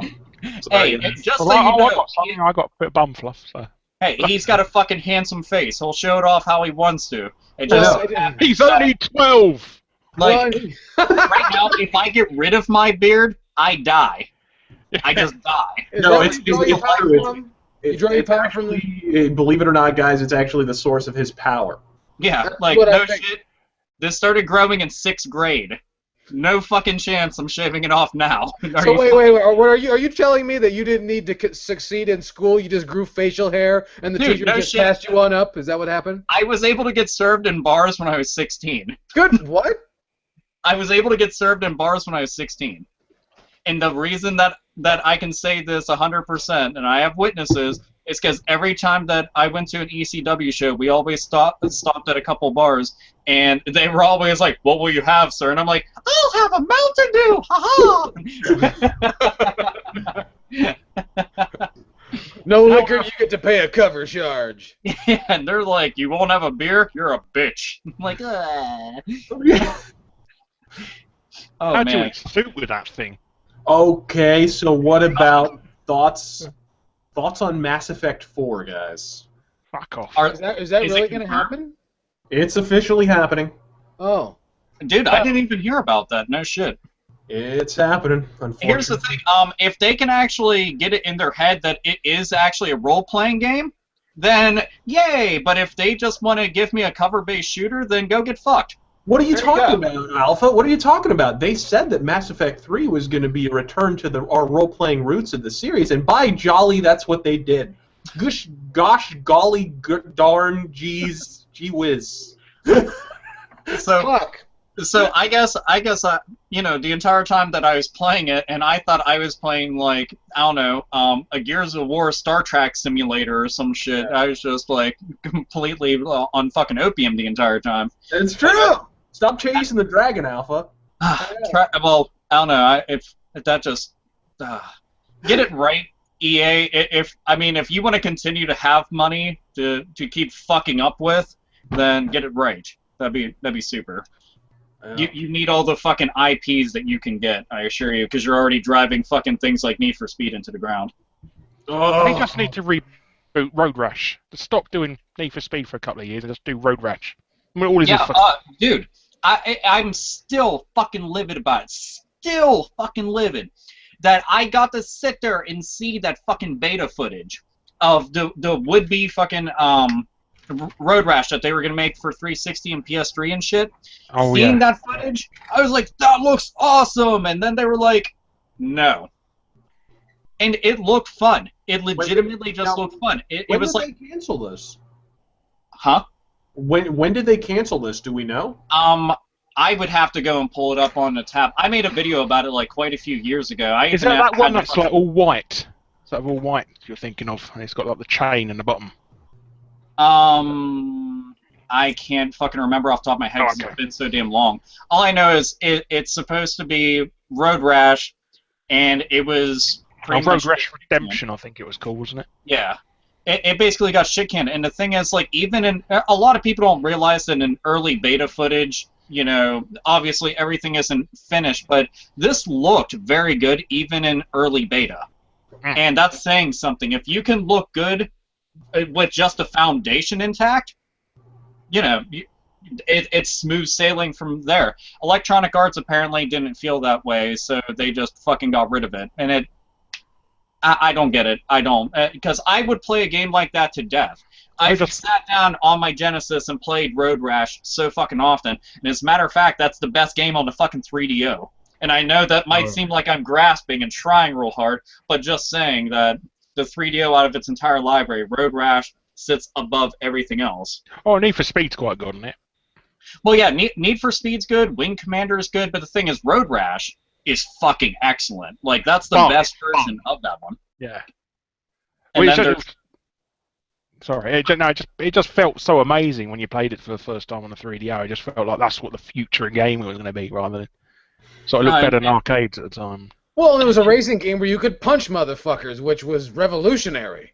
Well, there's what's the name of the one? I don't know if you guys know off the top of your head, but somebody in the comments might end up knowing. But they have on a Kickstarter, they had gotten a Road Rash type game off the ground, and I know it's in production right now, and I can't remember. It's just weird. There's so Road many Redemption, I think it is. I mean, how many different flavors of racing game do we have on all the different systems? I mean, there's always some kind of off-brand shit in addition to Forza and Gran Turismo and all this other shit that are the main contenders and whatnot. But like with where motorcycles are concerned, there have been a few. You know, you get your like BMX and dirt bike rally kind of games. MotoGP. Yeah, and really that's about it. There's very little actually in the way of like a motorcycle racing market at all. And yet back in the day, there was a lot more of that. Road Rash wasn't the only game of its type. It was just Kawasaki.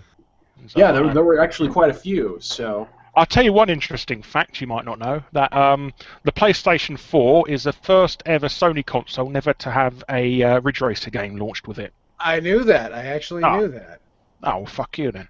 Well, I'm sorry. After that whole Ridge Racer thing hounded them for like 5 years. I mean, of course. Well, I've actually wanted to play what was that new one that came out with, Unbound, I think? Oh yeah, the Bugbear one. The one that essentially was Ridge Racer meets Burnout, smashed them together, which is fine with me because I've been a long-standing Ridge Racer fan for years, and I love all the Burnout games. There's no bad Burnout games. They're all excellent. But I prefer Destruction Derby. Destruction Derby is a lot of fun too. They have what is it? They have this one game that I played. It's called Mayhem.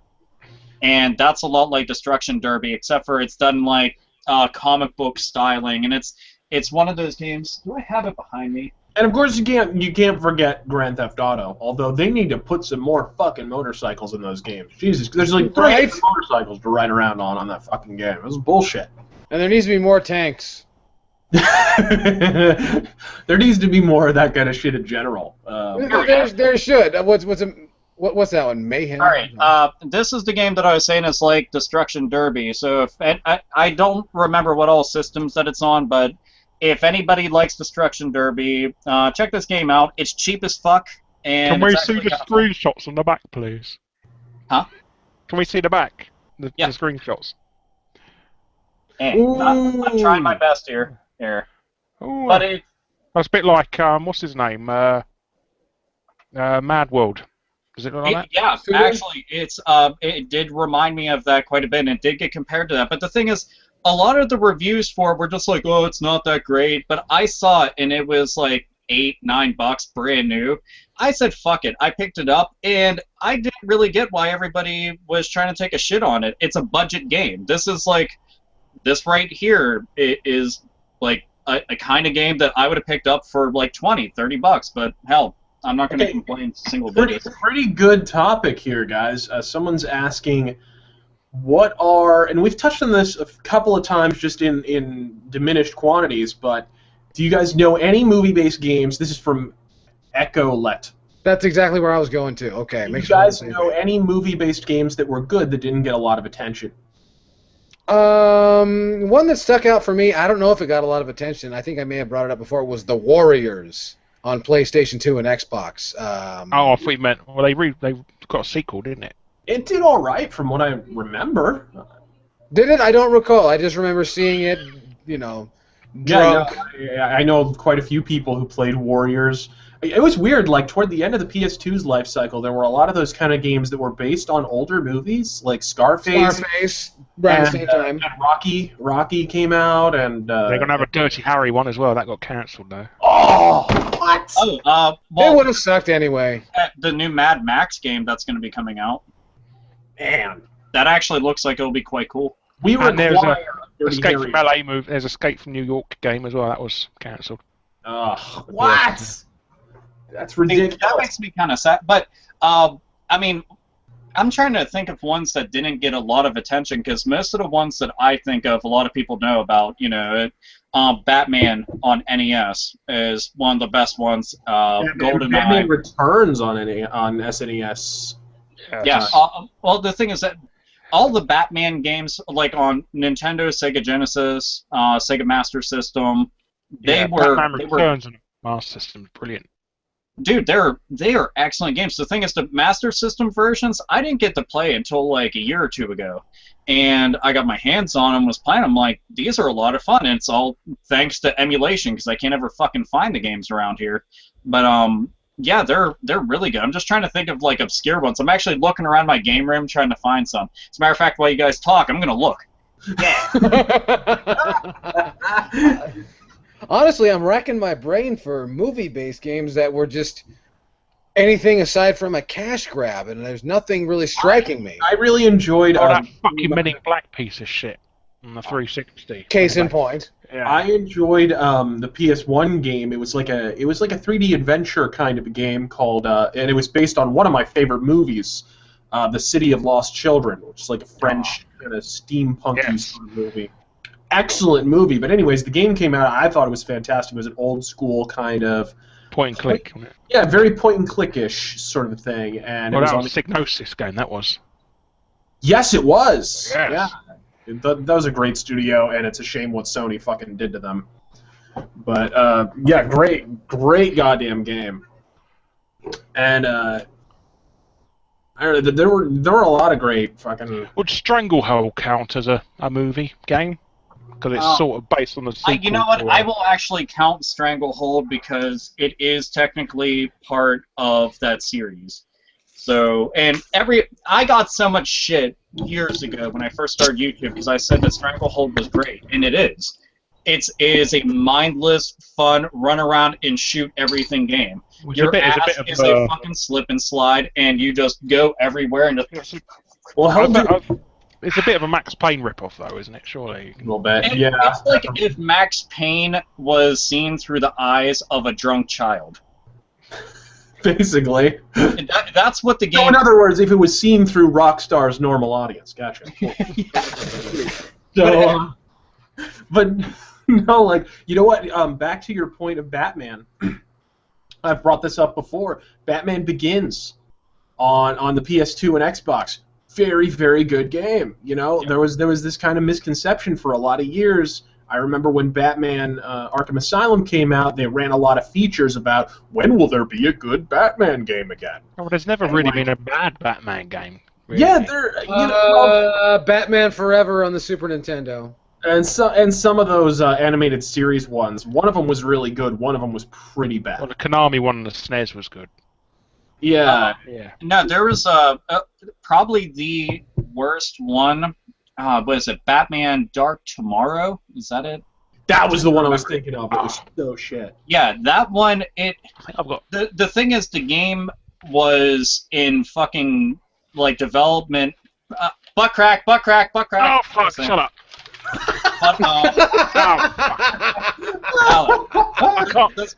Since we had butt crack and I'm aroused. You know what? This is an exclusive experience of the HitBit podcast, and we thank you for being with us. Ladies, keep away from the railing. Keep away. Calm yourselves, everyone. Take it easy. We understand that the juices are flowing, but you know. We'd also like to let the Star Chasers out there know that there is a full moon out tonight. You guys are mean. Hey, we didn't say that your derriere was not something that we want to see in the derriere, but you know. I've got the Batman and Robin arcade game for PS1 somewhere. Yeah. Bravo. Oh, Batman and Robin on PS1. That game is fucking crap. Yeah. I never played Gotham City Racer. I don't know. There's some other ones. Damn, I cannot remember all of them off the top of my head. This kind of sucks. But Batman's been a property that got taken good care of, thankfully.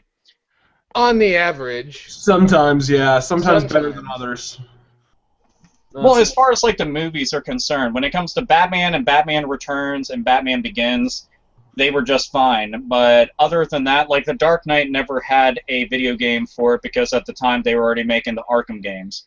No, they were making a Batman game, but it got cancelled. Were they? Yes.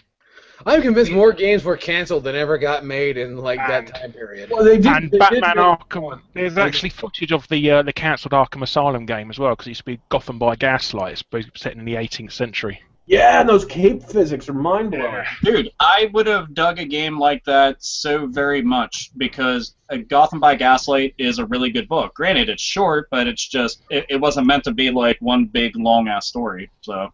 Yeah. But you can play your skin of him in the new Arkham Origins. So. Oh my goodness, butt crack is officially trending. Oh, fuck you. Trending hashtag butt crack. We need to make it more specific. Hashtag Larry's butt crack. Oh, that's right. I ruined my reputation. I'm not. What reputation is that? You appear on this fucking show. Your reputation. If anything, we are definitely like. We're gonna make your rap even bigger and better. It's gonna be no one has a butt crack quite like Larry Bundy Jr. Okay. Dude, if anything, you gotta be happy that it put a smile on the face of a ton of people. It did, absolutely. Soon, coming to the 8-Bit store, the Larry Bundy Jr. butt crack kit. You're gonna love it. It's gonna be great. It'll be right next to the Razor Fist bullet belt kit. Yes, the Razor Fist bullet belt and mascara kit. Now, while we're having a bit of a lull here, I want to get a few of these stories that we thought were so important before I started drinking. But Razor Fist, now you said that Neversoft, the fucking Tony Hawk people, are merging with Infinity Ward. Is that true? Yeah, officially Activision. When did that happen? Just happened this last week. Wow. They are consolidating. Yeah, they are consolidating to save money because Activision doesn't have enough of that, apparently. Call of Duty skateboard controllers, the next big thing. Oh no! Well, hey, look, Neversoft did, or was that Raven? I believe it was Neversoft, did make Gun, correct? I think so. I think you are correct. And then they cancelled Gun 2. Which is ridiculous because well, don't forget, to me, Gun will always be known as the most rapidly declining price of a video game I ever saw. It was $60 the day it came out, and it was $10 in like a week. Dude, if it had come out just a couple years later, it would have seized on that whole that whole Red Dead Redemption zeitgeist and would have made so much money. And it's fantastic. It's a great game. It really is. I couldn't find the last gold pile. It drove me fucking insane. I spent months looking around the entire game looking for this single gold pile. I still can't find it. Good lord. And one of the things that I brought up before we got to do the podcast was I legitimately just did not remember anything that Neversoft was doing, since I just knew them as the people that were constantly doing Tony Hawk games, or else their families would be executed sight on scene. And that's it. And I was just like, wow, they're still around. I was absolutely unaware. And what was some of the later stuff that they've done recently that you guys said? Oh, sorry, I thought you were talking about Sledgehammer games when we were talking, but... No, never saw. No, they did Gun. Well, hey, that was a great fucking game. That's period. Okay, they've made. They worked on Band Hero, Spider-Man 1. You know, the really good one, the good Spider-Man game. God, okay, now I'm feeling a little better about them going away. I'm a man. But everything they've pretty much done is either Call of Duty Ghosts. They've done the Extinction mode on it, so the alien fighting. Everything else is Guitar Hero, Band Hero. They're basically going to be folded into Infinity Ward and just turned into.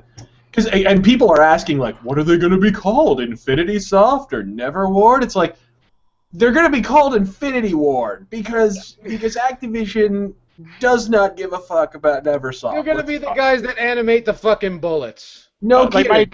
They done the console ports of MDK, you know, the Dave Perry game. No, that's a good game.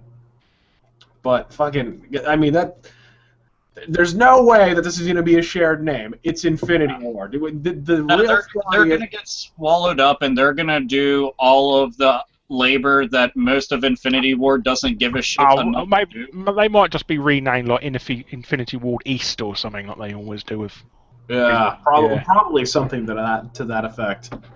And they're basically going to be relegated to, you know, maybe they'll make the multiplayer mode or something on one of Infinity. Well, they worked for an Extinction mode for Call of Duty Ghosts. Yeah, that's what it sounds like. That's actually the best part of the game. Oh. And they're probably going to be relegated to that going forward, unfortunately. So yeah. I know we have a hashtag Dr. Claw's butt crack. That's fantastic. Never seen my butt crack ever again. I've also been informed. I've been informed that the scientific term is actually intergluteal cleft. Yes. So we always have to remain scientifically correct here on the Hate Bit podcast, which is very important. No, you don't want to piss off Bill Nye. Just look at that fucking debate he had with that one dude. He debated evolution with a guy that looks like a monkey. that was definitely. He debated evolution with a guy who's still waiting for his opposable thumb. Make no mistake about that. I mean, in his defense, he had probably just pulled himself up from the primordial morass that morning. Well, actually, he also kind of looks like a shrunken head. Ken Ham does. A little bit. Just like a shrunken head that fell in bleach. But anyway, he's that guy at the end of Beetlejuice. I actually like that guy. I always thought he looked cool. That poor guy. But and also in other news, apparently the fine folks. Now, I want, before we get too far along, I want to send a shout out to 1997 over here doing shout outs. I want to send a shout out. I want to say some nice things to the folks over on Facebook, the ones keeping the Hate Bit Podcast network of hate alive and well. I want to thank all those people, Robert Sanders, losers. And and all those guys over there, because they Raise Your Fist brought this to my attention. I thought this was also neat. Apparently, Microsoft, the fine folks that brought you the Xbox One, and also told you to buy an Xbox 360, which I thought was great. They have purchased cloud computing company Green Button, which sounds like something else, and they've also confirmed that they're working with virtual reality because, as you know, they love to stay at the forefront of technology. Now I'm going to go to Raise Your Fist one more time. Raise Your Fist, what did Green Button do, and what does a cloud computing company do? I have no fucking clue. You look, Microsoft never misses a good buzzword. That's what it is. Just like Facebook. Cloud computing's your buzzword. 3D gaming was your buzzword. Virtual reality, you know. They don't miss a single fucking one, and that's all this is at the end of the day. You know, they gotta get they were always gonna be on the cloud because cloud computing is gonna be their cell processor, right? Because PS3, the potential was always untapped because the cell processor had magical powers that were eventually going to be unlocked by sacrificing virgins before the Mayan gods or something. Plenty of that going around. Similar to the Nintendo 64 and the Atari Jaguar, right? Right, and it never happened. But that's the thing. The Xbox One it gets curb checked by the PS4, right? In terms of raw power. So of course they're just going to cling to this. Well, you see, cloud computing, and hey, look over there, a bird. Like, basically, that's going to be their response to every time the Xbox One is people rightly claim that it's But chances are, if they bought this company that nobody's ever fucking heard of, it's because they've got some sort of patent they really want. probably. That's the main That reason. seems most logical. Yeah. And Good And I lord! bet you We're a Zuckerberg classy bought. show right here. Live for each and every one of you. Didn't I say a couple of months ago in one of your videos, Omega, that I reckon that Zuckerberg's bought Oculus just for the patents. He'll dissolve the company in about 5 years and then sell the patents or lease them to Microsoft or Entirely Sony. possible, yeah, and that's definitely a likely scenario. We'll see, but that's the other thing that Microsoft are jumping on is the fucking virtual reality thing because Sony is jumping on it now, and so of course they've got to keep. Which has it ever worked out for anyone who's been third place to jump in on a specific trend? Like PlayStation Move was the third motion control device to launch of that generation. Didn't work out so well for Sony. Like that, it never works out when you're third. It just never fucking Well, works. it works out if you've got the money to have your competition killed. I guess. I don't know. You have to. This is what corporate America is left with. So never assume that that's not a possibility. Never. And now Belch is trending. 8-bit Belch. Hey, there's no belch like a 8-bit belch. We're there. You can buy the 8-bit belch in the 8-bit store right around Christmas time. So be tuned in. Keep your eyes peeled to your Twitter feed for the 8-bit belch. Somebody brought up what we think of trading card games like Yu-Gi-Oh! And Magic the Gathering and Pokemon. I've got Magic the Gathering cards right here. Well, how do you feel? Oh, Do you feel better about yourself? I sure do. Do you feel a better person? Cool. I have Marvel Versus cards with me, and I have a little BattleTech, little BattleTech cards because the year 1997 came calling. I was about to say you're a lot more hardcore than I am. Yeah. I'm sitting here with fucking Eldrazi cards from Magic the Gathering, and you're busting out some shit. I'm like, damn, I have not seen that in a long time. I've got a couple different Magic the Gathering decks, and The only thing I've got is Top Trumps 2, Hey, Borderlands 2 Top Trumps. I can trump all of that. I've got a goddamn David Coverdale rock card from 1989. yeah, You fucking best that. Any one of you motherfuckers who's got something better than that. I got CC DeVille too. I was gonna say the only thing that I have, and it's not in this room, but I have the Mewtwo Pokemon card that came with the Pokemon the Movie VHS tape. Woo! And it's from my actual Pokemon the Movie VHS tape. So I was like, yeah. Here we go. Ninja Turtles postcard book from 1990. 90-something. Damn, now I feel sad that I don't have that. Like, part of my life... okay, here, fuck it. Because, why not? Yes! Excellent. And the best part about it is Nightwing. Yeah, but that's just Daredevil. In the red outfit, he's just Daredevil, let's be honest. I don't know what it is, but I got one of those. I don't know who that is, but... That looks like a clone trooper. Yeah, it's a clone Okay. trooper. I've got the complete series of Life of Mars on DVD. Wait. Can we call this 8-bit show and tell? We can, absolutely. I also want everyone to know that this episode of the 8-Bit Podcast was brought to you by the Sucrets Classic. Yes. Here, I've got this, because we were talking about wrestling earlier. I have a really retarded Kurt Angle figure that's only here because he looks like he's retarded. But I know this might not focus on him. There it is. I've got the final edition. I haven't got it here, but I've got the final edition of Yeah, Chris yeah, Benoit, his figure, and underneath it's got maybe a choking hazard to children underneath. Oh! And it's absolutely true. Yeah. Oh, and speaking of choking hazards, I have a Sonic the Hedgehog of mechanical pencil. Oh my goodness. There's so much crap laying around me, I don't know where to begin. Well, I'm sure there's a whole bunch of people that want you just to totally dissect the shelf behind you. Dude, there's... Here, I'll get my favorite thing that nobody notices on the shelf. And it's in the corner. Most people don't fucking see this, but... I have the Hellraiser puzzle box, Ah. and it's always sitting back there, and Have you nobody opened it? uses it. And I could always just open it live on the podcast and then die. It'd be pretty cool. You want to? You wanna open it? Come on. You don't give her a cat, they're already evil. Okay, here we go. Good question. What is our biggest gaming guilty pleasure in terms of a game that we flat out know is a pile of dick and we still enjoy it anyways? Oh, I got boy. King Kong Bundy figure. That's not an answer at all.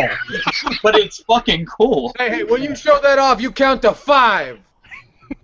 Man, One. a game that's total shit, but I love it anyway.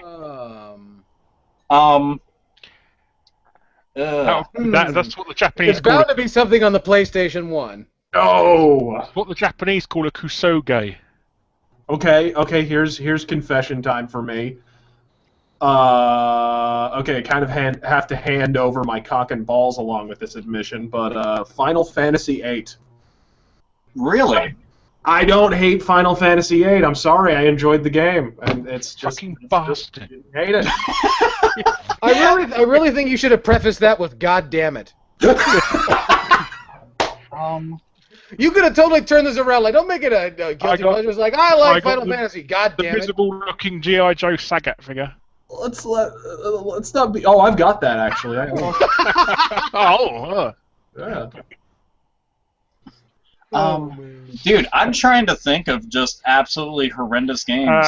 I loved Turning Point: Fall to Liberty. I fucking love that game, even though it's a complete pile of shit. It's just so fun to play because it's so bad. You know, it's a game that I liked a lot. A game that I liked a lot that's just poorly put together and was very ambitious, but for the Super Nintendo called Dirt Tracks FX. Dude, yeah. I've got that sitting right up there. That game's actually kind of fun. It's fun, but it's a mess. It's an early attempt at polygon, 3D graphics. It's a mess, but it is fun. It is fun. Don't get me wrong. What was that Transformers one they done as well? That like Vortex or something. You know what I found out in my experience? Oh, Vortex, yeah, I remember that. Oh, Vortex was. Are there any good Transformers games out there? Any? Yes, the PS2 one.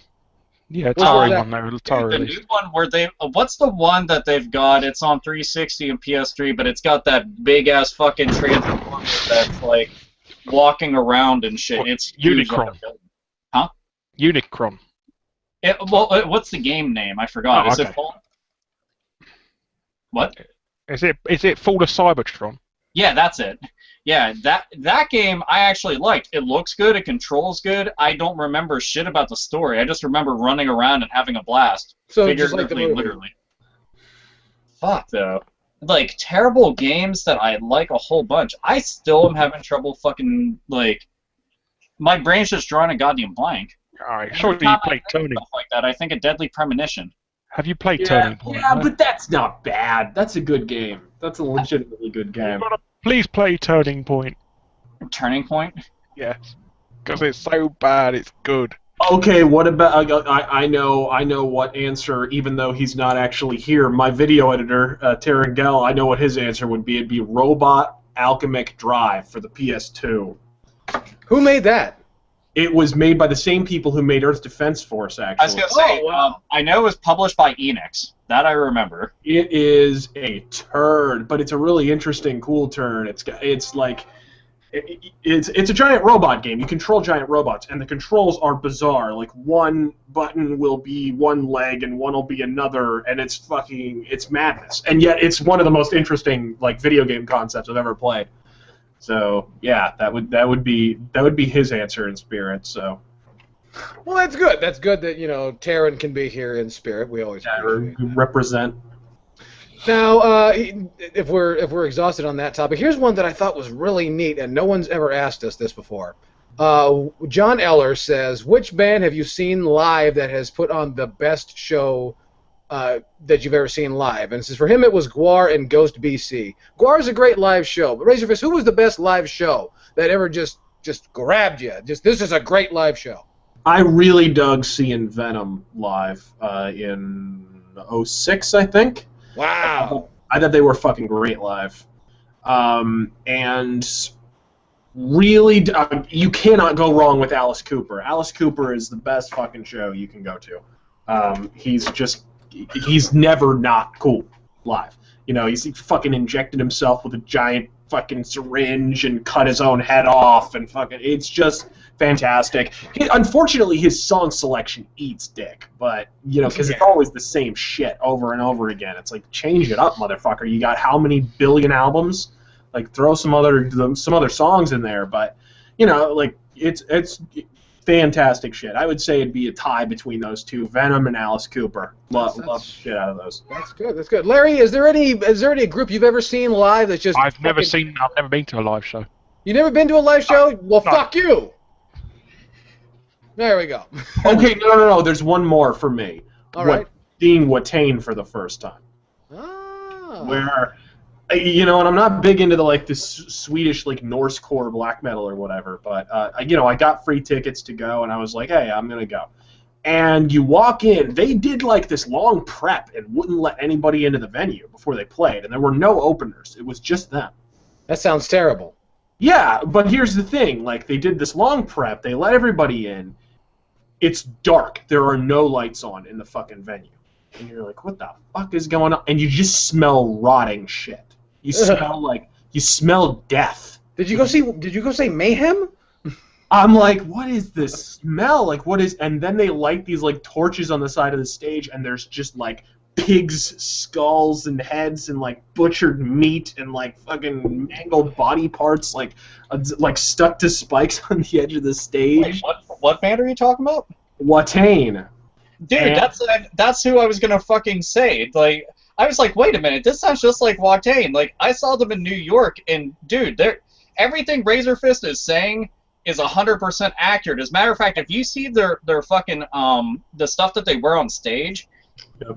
when you go up to it close, because it's always drenched in fucking blood. Yeah, the shit is hard as a fucking rock. It's brittle. Yeah. And they took a shower and shit afterwards because they needed to, but they got big containers of blood, a bunch of fucking skulls and bones, and trying to get that shit through security, they said it's a nightmare. Yeah, no, it's got to be a complete nightmare, but fucking they tore into their set, and it was an amazing show. Once they went, it was really cool. That would be one of the top ones too. Dude, that was it's fine because I was going to pick that and pick the only time I've ever gotten to see Gwar, which was years ago. I was actually going to see them when I was in fucking, I was in middle school and I was going to see them, but the show got canceled here because we had a blizzard. You know, Pittsburgh, yeah. But when I did get to see Gwar, I was just out of high school and I was in college. And I went there and it was them. I actually forget who else was at the show because I didn't give a fuck. I just wanted to go see Gwar. And I went into the pit, and I was covered in fake blood because they do a lot of that shit on stage. They just fucking everywhere, and they go nuts on stage, and it's really cool. Anybody that's willing to go the whole 9 yards and do stuff you know how you describe with Alice Cooper, I love that to death. It's absolutely awesome. Yeah, it's actually very similar to Alice Cooper because they both bring out effigies of people that they hate and fucking kill them and decapitate them. I remember when Gwar, because I went to a Gwar show too back in 2003, and they brought Osama bin Laden on stage and decapitated him and shit. And Alice Cooper kind of does the same shit. But it was really interesting. I've never gotten to see Alice Cooper live, but I'd like to. But unfortunately, you really should, dude. Tickets to his show to get a decent seat are pricey. Yeah, but unless you go see him open for goddamn Megadeth, which sounds totally backwards. Oh god, that's extremely fucking backwards. Alice Cooper doesn't fucking open for anybody. Period. Well, okay, I can understand. I went to see him at the football stadium out here, and he was opening for the Rolling Stones.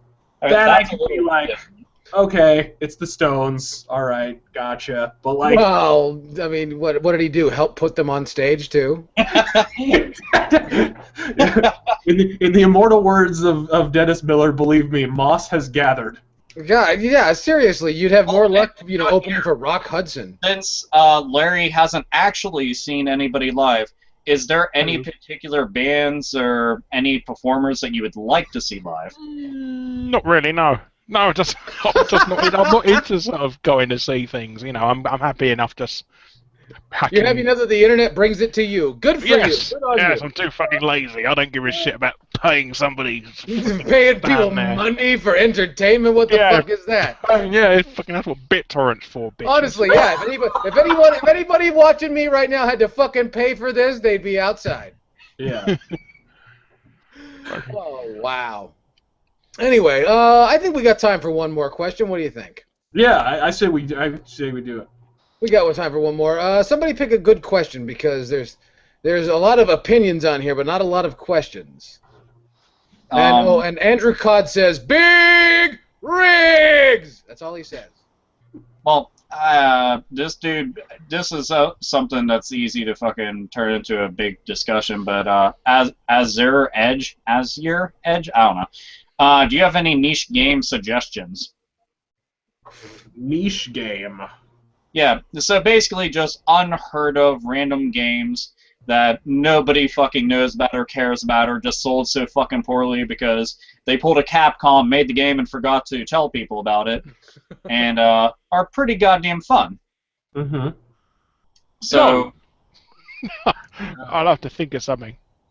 I don't know, Okay. for me... I'm gonna go and look around right now, and I'm gonna point to a random part of my fucking room. When I say point to a random part of the room, I mean when something jumps out at me, because that's the easiest way that I remember shit. Is I look around and I'm like, that's the game. But as far as niche subgenres, I'd go with Wing Commander. Where is it? There it is. I'd go with Wing Commander Prophecy because the whole space sim genre is kind of dead now. Well, now it's coming back, thank God, thanks to like Star Citizen and shit like that. But I'd definitely go with Wing Commander Prophecy. It was kind of the last proper Wing Commander game. Is that the one? Has it got Mark Hamill and Biff in it? It does. It has Biff in it. Yes, it does. Sorry, Biff from Back to the Future is in this. F. Wilson. Yes, and and Mark Hamill's in it, and it's absolutely fantastic. It's just an incredible game. Very formulaic in terms of being a Wing Commander game, but you have the standard, the branching story paths depending on what you do, and the live acted cutscenes. But it's just got better graphics and all the stuff you expect from a game that came out when it came out. So that would be my recommendation. Any of the Wing Commander games, really, but I would just recommend that because it's the most recent one. Also, fans made their own official Wing Commander release, a sequel, and this was recently. This was like 3 years ago or so. This came out in 2011, I think, and absolutely superb. I cannot recall the name of it right now. Well, they did that Kickstarter, didn't they, for Elite? Did that get successful? I have no idea. I do not know. But I shall look because I think they wanted about $1 million or something, didn't they? Ridiculous. Yeah, I don't know. I'm going to walk around my game room and pick stuff out. I'm grabbing a stack. Fuck this. I can do that because hell, why not? There's so many fucking things in here. It was successful. They wanted £1.25 million, and they got £1.5 million.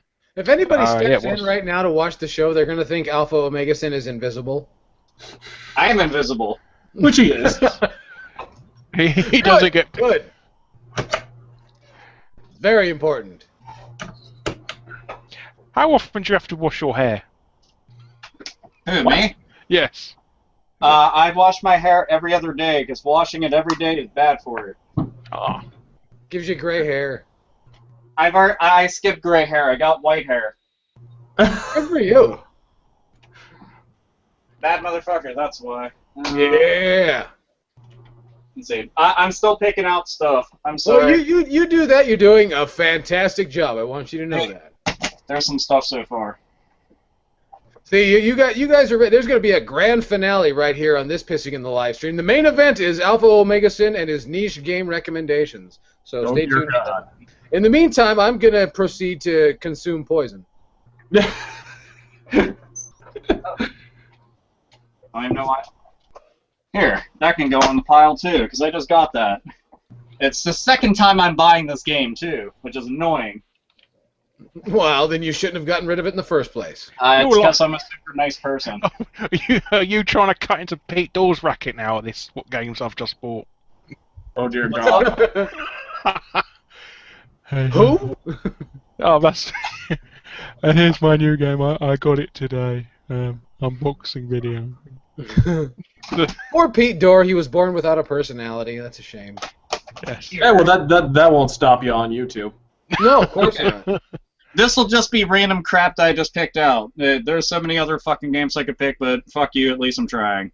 Okay, one of my all-time favorite games for the Master System, if not my all-time favorite, Alex Kidd in Shinobi World. Is that the Blue Label one? Is that the Blue Label? Is that the Blue Label cartridge?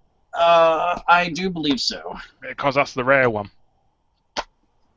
Oh, you lucky bastard! Yeah, that's the rare one. Yes. I actually had this game before. I've seen it twice, and both times I got it. And last time I actually gave it to my friend Rich because he's going for a complete Master System collection. And this time around I found this, but this one actually had the manual. So I was like, whoa. I queued up for half an hour to play that at the Computer Entertainment Show in 1990. I always remember that. You're I had a it, lucky motherfucker then. Yes. Wait. Stuff like that. What year in the 1900s? Fuck you. 1990. 1990 it was. Yes, I queued half an hour. 1990? Wait, Yes. you went? Yes. Wow. Yes. And I just remember I getting really, really jealous that some kid bought a Japanese Mega Drive and a copy of Phantasy Star 2. And then again, in hindsight, he's a fucking idiot for buying a Japanese RPG in Japanese. So, Remember how we At least before the internet. we brought up video game remakes? Well, this is one that I forgot about, but is actually pretty fucking sweet, and that's A Boy and His Blob. And That's a good one. I like the original, but I can never beat the original. This one I can beat. It's a lot easier, but I think this one's a lot more fun. And it looks a hell of a lot nicer, too, and it's just, overall, they did a better job with it. Probably one of the best. I'll put this into my top 5 beat-em-ups of all time. Yakuza 3. It's amazing. Seriously. have you got the zombie one? Yeah, I've got every Yakuza game except for the ones that are Japanese only. So. Yeah. But, yeah, look, I'm Cosma. Haha. But this was the first one that I got to sink my teeth into, then I doubled back, and I don't understand why these games don't do better. They've got better storylines than most RPGs, and beat-em-ups are just mindless fun. I don't know. Yeah. Speaking of JRPG, Skies of Arcadia Legends, I like the Dreamcast one, but this one has more story, more characters, more dungeons, more bosses, and it looks nicer, so you should get it. This can apply to any and all of the Katamari games. They're essentially all the same, but the Katamari games are just fun. Seriously, get drunk and play the Katamari games. You're just rolling a ball around and collecting shit and making it bigger. You eventually can pull the universe.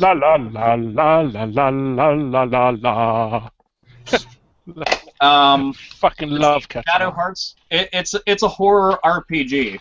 That right there says a lot, and it's actually got a pretty decent battle system, very good art style. That's fucking awesome. And lastly, Grim Grimoire. Take a real-time strategy game and then put it on a 2-dimensional playing field. And that's what this is. And artistically, it blows a lot of shit away. It's just a really good game. So yeah, there's all my recommendations. I'm sorry it took long. Yeah, I actually have more recommendations. I forgot. Yeah, I did buy Dino Crisis the other day. all the while that I'm taking long, this gives everybody a lot of time to figure out what the fuck else they'll say. So, You make some I would like it to be known that I'm using this time to drink beer. See, Yo Chaos says his priorities in order. That's what's going on. This right here, speaking of flight sims, Dark Star 1, very, very underrated, very, very middle market, open world flight sim. You know, you I've can never heard of that. customize your ship. You can be a bounty hunter or a pirate, or you can just, you know, be a standard. What in the fuck? Are we gonna have to look at Larry's butt crack again? No, sorry. Anyways, and then another one, also on 360, would be Venetica, which was kind of a weird, like middle market RPG, sort of in the vein of like the best way to describe it is it's like Fable meets Legacy of Kain Soul Reaver. Oh, that's kind of a cool combination. You've got the hack and slash, you've got the RPG elements, a little bit deeper of RPG elements than Fable, But then you've also got this world of the living, world of the dead kind of mechanic where you can transition at will anytime you want to being in the world of the dead or being in the world of living, and obviously you can solve puzzles in the world of the dead that you couldn't in the world of living and so forth. It's really interesting. You never really die in the game. You just go into the world of the dead. Very original concept. And then the other one that I would recommend is the last Vampire the Masquerade game, because this one's been... the most recent one, World of Darkness, has been canceled. Vampire the Masquerade Bloodlines, because it's really, really, really fucking good. It's Deus Ex with vampires, folks. It's really good. You have to download like 50 patches just to make it playable, but it's still a fantastic game. Great story, really cool role-playing game. So those would be my recommendations. Something everybody else can get back to their recommendations, but there was a question that was asked, and I thought it was kind of funny. But if you had to kill yourself, how would you do it? All right. So here's my plan. What I want to do is, if I'm going to kill myself, it's got to be worth it. So what I want to do is I'm going to go to Disney World, okay?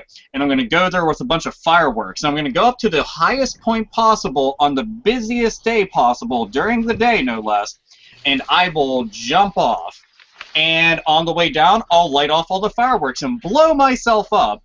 So then fireworks, Disney World, and anything really high up in the air will traumatize the shit out of people. They'll see a magnificent light show that they'll think is beautiful while they're getting a bunch of fucking meat rained down right onto them. Yeah. So there you go. You are the most considerate suicidal person I've ever come across. Well, I just want them to have to go to therapy for 30 different things. Yes. See, and also you're stimulating the economy. I want the Disney with shower gel, yeah, shower gel. So Chaos, Larry, do you guys have any recommendations? I wanted to go back to show you one thing before the previous question. Okay. One game I guarantee you never knew existed, a movie license. Iron Sky on PS3. Whoa.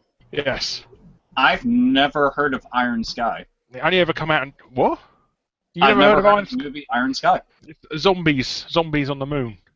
No, not zombies, Nazis and space Nazis come back to invade Earth after 50 years. So, what did they do? Just get a bunch of ex-Activision employees to go and decide to do this, or? You've never heard of Iron Sky? Okay. I really haven't. I swear. Okay, well, there's a game of it, and that makes it even more niche. Yeah, is it actually a good game? No, it's a piece of shit. That's why I've not unwrapped it. Making it even more niche. I got it because it comes with a free Blu-ray of the movie. That's why. Was it heavily discounted?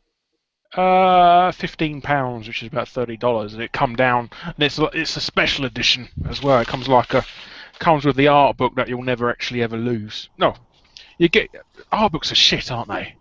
Yeah. All they are. You look at them once, you thumb through them once, and then you put them back in the box for the rest of eternity. Oh, God. It's not God. necessarily you break them out 25 years later to remind you of when your dick worked. And like back in the day, you used to get an art book if they hired some super famous artist to do the art design or something, it'd be like a Yoshitaka Amano art book or something to that effect. Now it's like every hack with a tablet and Photoshop, they're giving them an art book. Like Thief, friggin' Thief 4 has an art book. Thief 4, the game that has 2 shades of color, gray and dark gray. Like, and that has an art book. Like, seriously. It's just filler, isn't it, now? Marvel and his monochromatic color palette. I miss the making of DVDs where they used to interview themselves and they just smell their own farts and that. They're so proud of this shit they've spewed out. My favorite thing that they never seem to ever do with a lot of movies is I like deleted scenes and extended scenes. I wish that they just had the option to inject them into the main movie so I didn't have to go to a separate thing for it. Just make it its own thing, and I just click play, and it puts all that shit into it. I like that a lot. I don't know. Some of those scenes are pretty goddamn awful. Some of them are, but I've watched, when it's a movie that I like a whole bunch, I'm willing to watch any extra dumb bullshit that they have. Okay. Then you've clearly never seen the deleted scenes from Police Academy 4. No, I haven't, but now I kind of want to, just because what you're saying.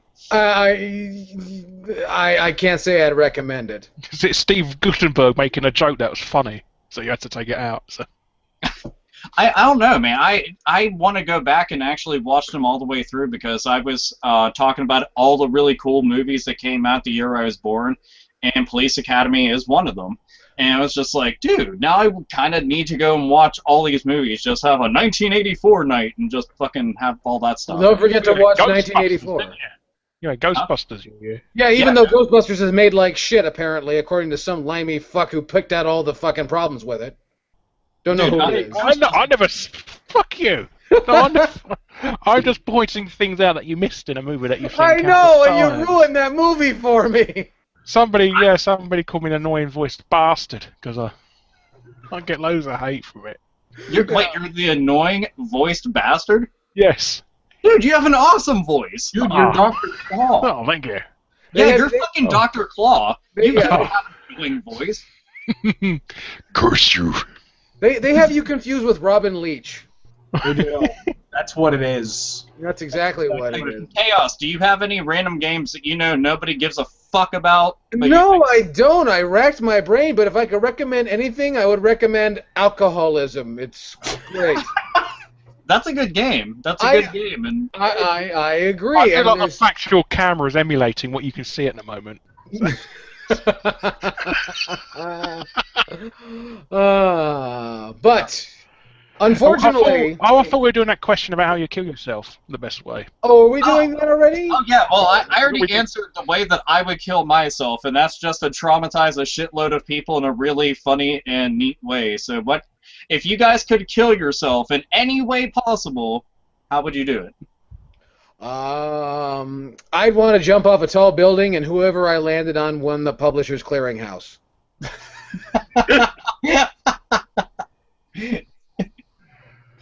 The problem is you'd have to talk to the Publishers Clearinghouse people first, and those cheap bastards, they wouldn't light your pipe if your ass was on fire, Suicide bomb into MTV headquarters.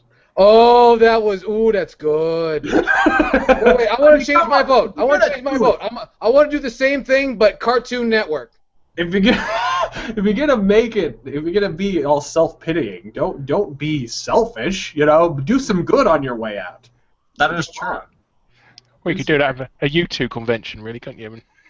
Oh man, yeah. A couple of grenades just running. Yeah. We need somebody to blow themselves up at like PAX South. Ugh. Yeah. Just so you know, we definitely sound like the worst people on the entire planet, but to let you know, you did decide to click on something called the Hate Bit Podcast. In fact. So, that's right. This is nobody's fault but your own. We are prejudiced against everything. Yeah, we're not bad people. We're just saying all this shit you're thinking. Absolutely. In fact, I say, I've always said, why the fuck? If you're gonna kill yourself anyways, why don't we just set up a suicide bomber hotline? Why don't we just? Because we're fighting how many freaking wars, Are we gonna give out suggestions no? Don't blow up Pittsburgh. There's more people you could kill in Tucson, Arizona. No, it's pick up the phone, hey, what's up, suicide hotline? Oh yeah, my life sucks and my job's over and I was just diagnosed with cancer. I can't live any. Yeah, that's really, really bad. Hey, can you drive a stick shift? Are you familiar with the Trinity Broadcasting Network? Yes. We could even keep a high score table, couldn't we? We could go. Yeah, and it's just Microsoft would be on this in seconds. It'd be leaderboards and shit. we are officially on 17 different government watch lists. Oh, well, maybe they'll know that I'm out of beer. Well, at least it gives the NSA something interesting to watch for once. Instead of people wanting to know what is your werewolf name and shit like that. Fuck bollocks like that. Larry, do you have a preference upon your miraculous suicide attempt? I don't know. Just take a lot of people with me. God damn it! Take as many people with me. God damn it! That is the spirit. I love that. You're just I don't give a fuck, man, woman, child. I just want them to be alive and then to be gone when I am. Yeah. I don't give a fuck. They're alive before and dead after. I don't care. I'll be a fucking pile of goo on the floor. So I won't give Why a am I shit. picturing Larry at like a sandwich bar with cyanide or something? Oh, come on. Just one player. That's one. You high score of one. You can go harder than that. No, you can take a lot of people with you. There's a couple of... You gotta put cyanide somehow in a whole bunch of birthday cake. I just... Oh, I don't know. I feel like photos. we're being more thoughtful about these scenarios than the team that made the last Hitman game was about theirs. And that's their job. How about just strapping a chainsaw to the arm and legs to the guy with photosensitive epilepsy and sticking him in a disco?